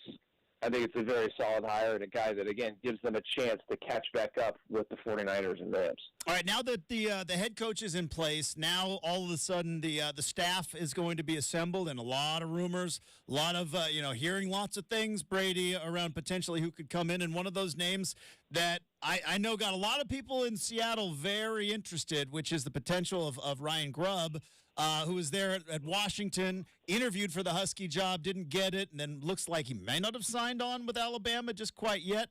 Have you heard that as well, or is that just kind of internet rumors and maybe some Husky fans getting very, very excited for Kalen DeBoer to maybe lose an assistant coach? No, I believe he's very much under consideration. Okay. And, look, a lot of times, usually what happens when a guy is interviewing for a job, he's had those conversations with prospective coordinators, and so he has an idea that he's able to tell the teams, like, hey, if I get the job, this is who I would bring in, this is what the offense would look like, this is what the defense would look like. But I do believe that Ryan Grubb is a legit candidate. Now, what's interesting about that hire is a lot of times what you see with these young first-time head coaches that get jobs is, let's say it's a young offensive-minded head coach, right? So he's going to bring in his offense. He's going to call the plays. He's maybe going to get one of his old assistants to be coordinator. And then basically what they do is they kind of outsource the other side of the ball. Mm-hmm. So they will hire a veteran, coach to coordinate the other side of the ball, maybe even a guy who's been a head coach in the NFL. And the idea of the veteran coach is there to help them with some of the transition to that role as things that come up as being a young first-time head coach. And so think of Sean McVay at 31 years old when he got the Rams job, he hired Wade Phillips to be the defensive coordinator. What's interesting about Grubb potentially taking over that role is that you'd have a young first-time head coach calling the defense, and then you'd have, another basically, Ryan Grubb is not a young guy, but he's never coached in the NFL, so he wouldn't fit the profile of like that veteran NFL coach. So, point being, it would be a young staff, and then we'll see who they hire to run the defense. I know that Zach Orr was in consideration for that job. He of course was the Ravens linebackers coach, but then he got promoted to Ravens defensive coordinator. So we'll see what they do on defense. But if it is Ryan Grubb and if it is Mike MacDonald as head coach, then that's a pretty young staff at the top of the young names at the top of the coaching staff. Brady Anderson from ESPN covers the Seahawks, joining us here on 620 Rip City Radio. Let's just keep going down this rabbit hole, Brady, because here's the beauty. Like, you got to be accurate because you are an actual journalist. I just have to be right for the next, half an hour. And then we'll reset on Monday. But it does kind of beg the question. You and I have talked about it really for about a month or a month and a half about what's the potential for Geno Smith, and you've laid all the options out about coming up next week. And then a couple of days after the Super Bowl, what the contract realities are with Geno Smith. Let's just say it is Ryan Grubb, who obviously has a quarterback that he coached the last 2 years to a lot of success, especially against my team. And the first round pick there in the middle of the first round, like, is there a possibility that if you bring Grubb in, that domino falls to Michael Penix, and you then zero in on Penix, and maybe it's done? They're done with Geno? Oh, absolutely. Yeah, I mean, it's impossible not to connect those dots. Yeah, totally. Now, John Schneider would have to obviously make that decision. And, the one reason why I wouldn't call that anything close to a slam dunk is just because what do we know about John Schneider's quarterback history? It's very complicated. I mean, the guy came from the Green Bay system, which, of course, drafted a quarterback almost every year, and then he gets to Seattle, and he's drafted 2 quarterbacks in 14 years. And so, and then that's in addition to just the questions with Penix himself about, some of the injury history. I think the delivery is another question, but he's left-handed, Brady. Those lefties look weird. Let's just be honest. Like, the delivery, I understand, but he's lefty. Like, he just looks weird. No, this is not a shot at lefties. It's not a shot at Ned Flanders and anybody else like that. The leftorium? Mike MacDonald is even, the leftorium, exactly. Mike MacDonald even writes left-handed. Not a shot at lefties. It's just his specific delivery. It's kind of he kind of slings it, and the arm angle. I think I talked to one of my colleagues at ESPN, Matt Miller, who is one of the great draft analysts out there right now, and he said, the delivery itself would be a concern for some teams, but maybe even more so just some of the injury history in the frame. And so, so point being, it wouldn't be a lock that they would take him at 16, but gosh, when you hire the guy's offensive coordinator, then, it's impossible not to connect those dots. Well, and also, I mean, I don't know who's going to try it, but Brady, I know there's a lot of people in the football world looking around at the 49ers going like, boy, if we could just get a young rookie, like, game managing type quarterback and then spend all our money on weapons around him. Seems to be working down in San Francisco. I think it's working because Brock Purdy is really, really good, and there's going to be a lot of people try it, and they don't have a Brock Purdy. But, I mean, it is kind of an interesting scenario when you look at kind of what Houston is able to do with their, a first-round pick at quarterback and C.J. Stroud, and you're going to be able to pay for a lot of weapons while you keep kind of a quarterback on a rookie deal, as opposed to having to kind of vest Geno's contract, and I only know that because you told me about it, heading into the future, which I don't know how much it limits you in terms of being able to pay for weapons, but I know 49ers have got a lot of money to pay for their weapons because Purdy's making $800,000. Yeah, and he has really saved their bacon just because that is such a top-heavy, roster cap-wise with all of those star players who are making big-time money. And, having Purdy on, again, one of the cheapest contracts in the NFL, that does afford them a lot. I just think it's easier said than done to say, just draft a guy in the 7th round, and he's going to come in and lead the NFL in total QBR. And done and done. Look, there's the whole, debate about how much that's Purdy versus how much that's the Kyle Shanahan system, with all the weapons there. I mean, there's no doubt it's a combination of all three. But I think that the larger thing that I can say for sure is that this organization needs to do a better job of stocking the pipeline. And look, that's not to say that you've got to take a quarterback every year, and it's not to say that every quarterback that you take is going to hit, but you've got to, as like I said, I think when we talked about this last time, is some of these teams are winning the lottery with these picks, and you can't win the lottery unless you buy the ticket. And so, they've and I wonder if we will see that. I don't think it was necessarily Pete Carroll keeping them from taking quarterbacks, but I just think they're going to have to do a better job at least giving them that shot at landing a guy like Purdy. Might also been the temperamental number 3. I don't know. Maybe that might have had something to do with Sure, maybe not sticking around with drafting quarterbacks when, there's a quarterback that seems to have one foot out of the facility for a while. Brady Anderson from ESPN is joining us here on 620 Rip City Radio. All right, you mentioned Pete Carroll. All right, we've now reached the dumb question portion of the interview, Brady, because this may have already been answered. I don't know. But Pete Carroll was initially, as we first heard, moved to an administrative role. Then Pete Carroll took the microphone and said, yeah, I really wanted to stay the head coach, and I didn't. And then Pete Carroll showed interest in the Chargers job, didn't get that. There were some other jobs maybe he was rumored to. Is Pete Carroll still going to be in an administrative role? Because I think a lot of people might have thought, well, Dan Quinn, if he gets the job, they've worked together, and John Schneider, and everybody's familiar, and Pete can be there as kind of that wise voice. But now that it's Mike MacDonald, is the administrative role still there for Pete Carroll, or is he out?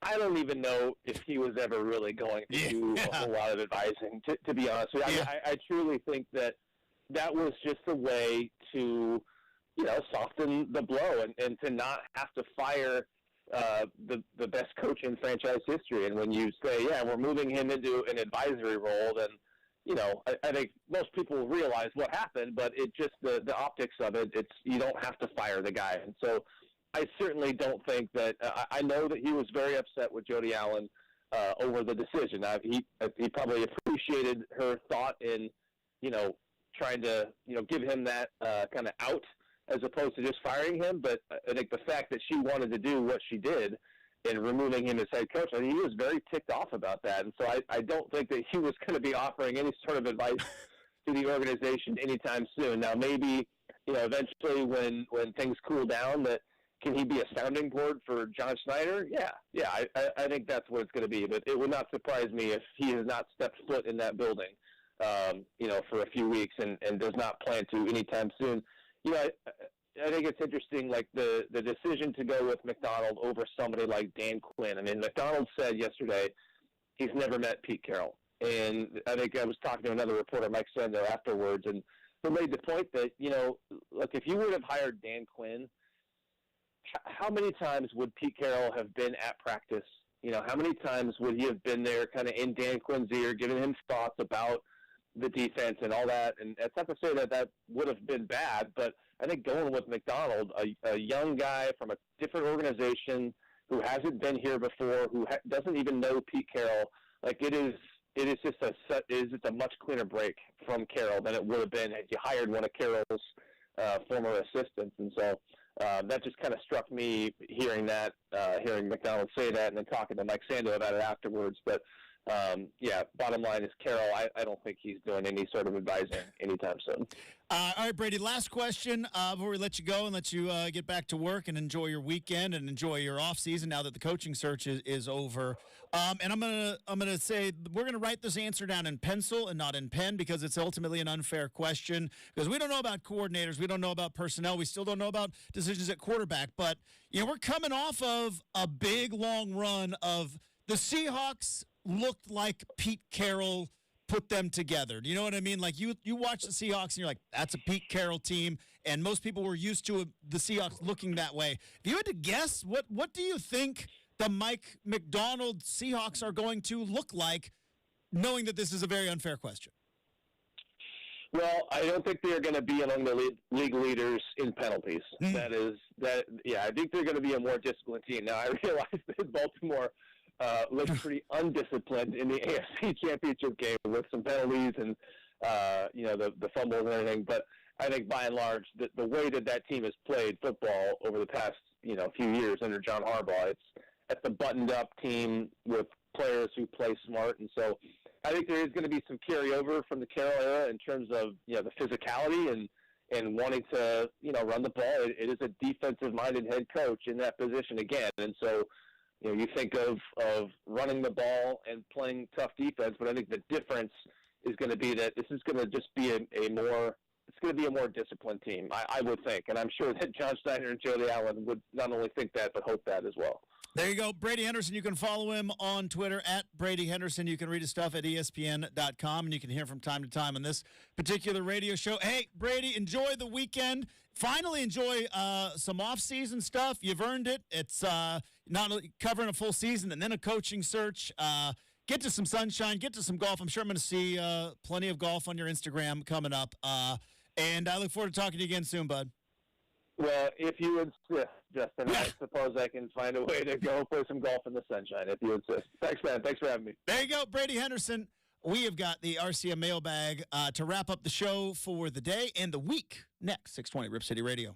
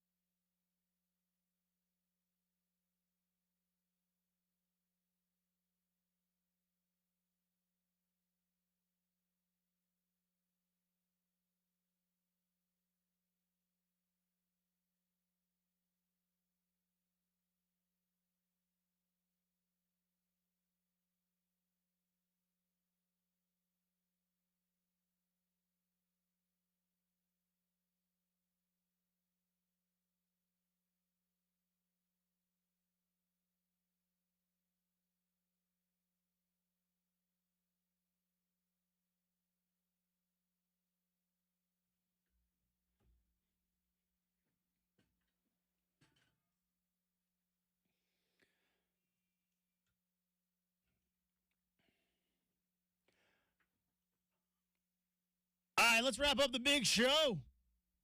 Get ready to attack the weekend. May not be football this weekend, but you know what? Got a lot of stuff going on.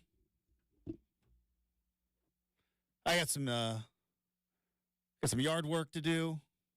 Got some projects on the agenda. Got some Pac-12 basketball to watch. I'm getting right. I'm getting back into college hoops. Loving it. But before we get ready to attack the weekend, we must do one more bit of business. That business is the RCM mailbag. Here we go. It's time for the RCM mailbag. With any question, any topic, Justin can't duck the tough question. What do we have first? All right, firing the big mailbag here on a Friday. Yes. Justin, curious your thoughts on this one. Should be very intriguing. If you could go back in time 10,000 years ago and make a cave painting to confuse everyone in the future, Yeah. what would you draw? You got to draw like somebody on an iPhone, right? That's got to be it, right? Not even to your ear. I think I don't know. How do you draw? Because I guess first off, I'm a terrible artist. So Drawer. Terrible. I'm not good either. Never good at drawing. No left brain here. I'm not the creative. No. No. I could comment on things that great creative people do, but in terms of actually drawing, no, I was terrible. So, the cave paint, how would you describe, the internet or a phone? Because you put it in the hand and you, maybe paint, but, that looks like you're reading, or, you know what I mean? So I guess maybe you would put it to your ear. Could you imagine if they, somebody, they found some rock in front of a cave and they're like, look at the hieroglyphs. I think that's what they're called, right? Yeah. The hieroglyphs. I watched National Treasure, Book of Secrets. And there's is that a phone? Is that a cell phone? Is that an iPhone? Is there a DeLorean around here? It's true. Right? Is there a flex capacitor that I missed? We don't need roads. But yeah, it's I definitely found it interesting because I would almost be tempted just to cause chaos. Mm-hmm. Trying to think. Let me see here. Oh. Because what else could you maybe a car? That's what you draw a car. Okay, so 10,000 years ago would actually exceed the pyramids, which I thought were some of the oldest things out there. Pyramids only 5,000 years ago. I would have drawn a little circle, a little UFO, like they're helping to make the pyramid. Yeah, isn't that crazy though? Now I've said I'm not fully out on aliens. More and more keeps coming. I'm fully out on ghosts. I'm not buying ghosts, and I'm fully out on Bigfoot. And I know some people find that they disagree with that, and that's fine. But I'm not out on aliens. That being said, isn't it kind of and maybe this is just a thing I saw on the internet, but isn't there something where they don't know exactly how they got all the stuff where the pyramids are? They don't know. No, they don't. And so it's either the aliens helped, or before there was a whole knowledge base of stuff that they had that we forgot. That humanity forgot in some way. Or forgot, or got destroyed in some dumber. way. I don't know. Yeah, I mean, are we headed that way with these phones? Who the knows? Kids and the phones? I mean, you have to think back then, Justin, things weren't written for so long. It was oral history. That's what brings up cave paintings. It's way nobody back. thought to write anything down, huh?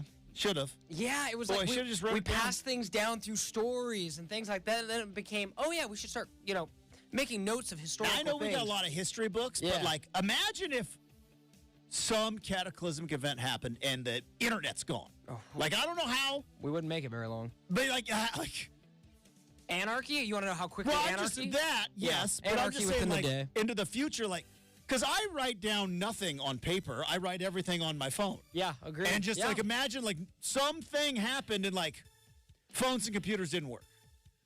And all the stuff it would be written down on the phone.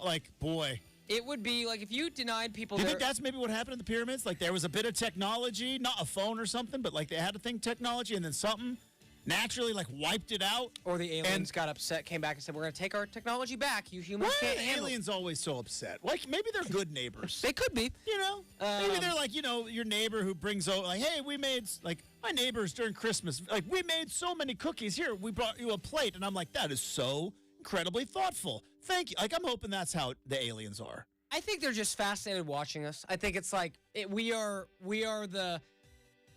It's we're the control group. I don't know. I think I'm smarter than most aliens. I think they're enjoying watching, wow, how does humanity react to this? This is what happens when you just put humans on a planet. It is kind of nuts, though, if you think about it. The sun is the reason we exist, right? And the sun is a star. Yes. And then you look and, all those stars are suns. It's lots of suns out there, man. To think that there isn't another, I don't know.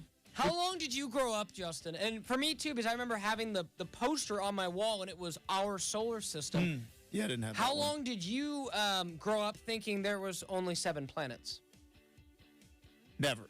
It was always 9. Or 9, excuse me. 9. Sorry. Yes, but They eliminated Pluto, though. Right. Pluto got bounced. But if I'm not mistaken, I think it was 2010 when we're oh, hey, we got the new telescope. There are thousands of it's relatively recent that we've determined there's lots of planets, lots of stars. Yeah, and it's not just this this galaxy. I should say. Yeah, I was in Mr. Hansen's 4th grade class when we got planet assignments. I got Neptune. Kind of boring. I got Neptune. I got the rings of Saturn. I was I got Neptune. What is it? It's blue and it's really far away. Neptune. All right. Thanks to Brady Henderson from ESPN. Thanks to super producer Brenden. And thanks to all of you. Have a terrific weekend. We're back at it bright and early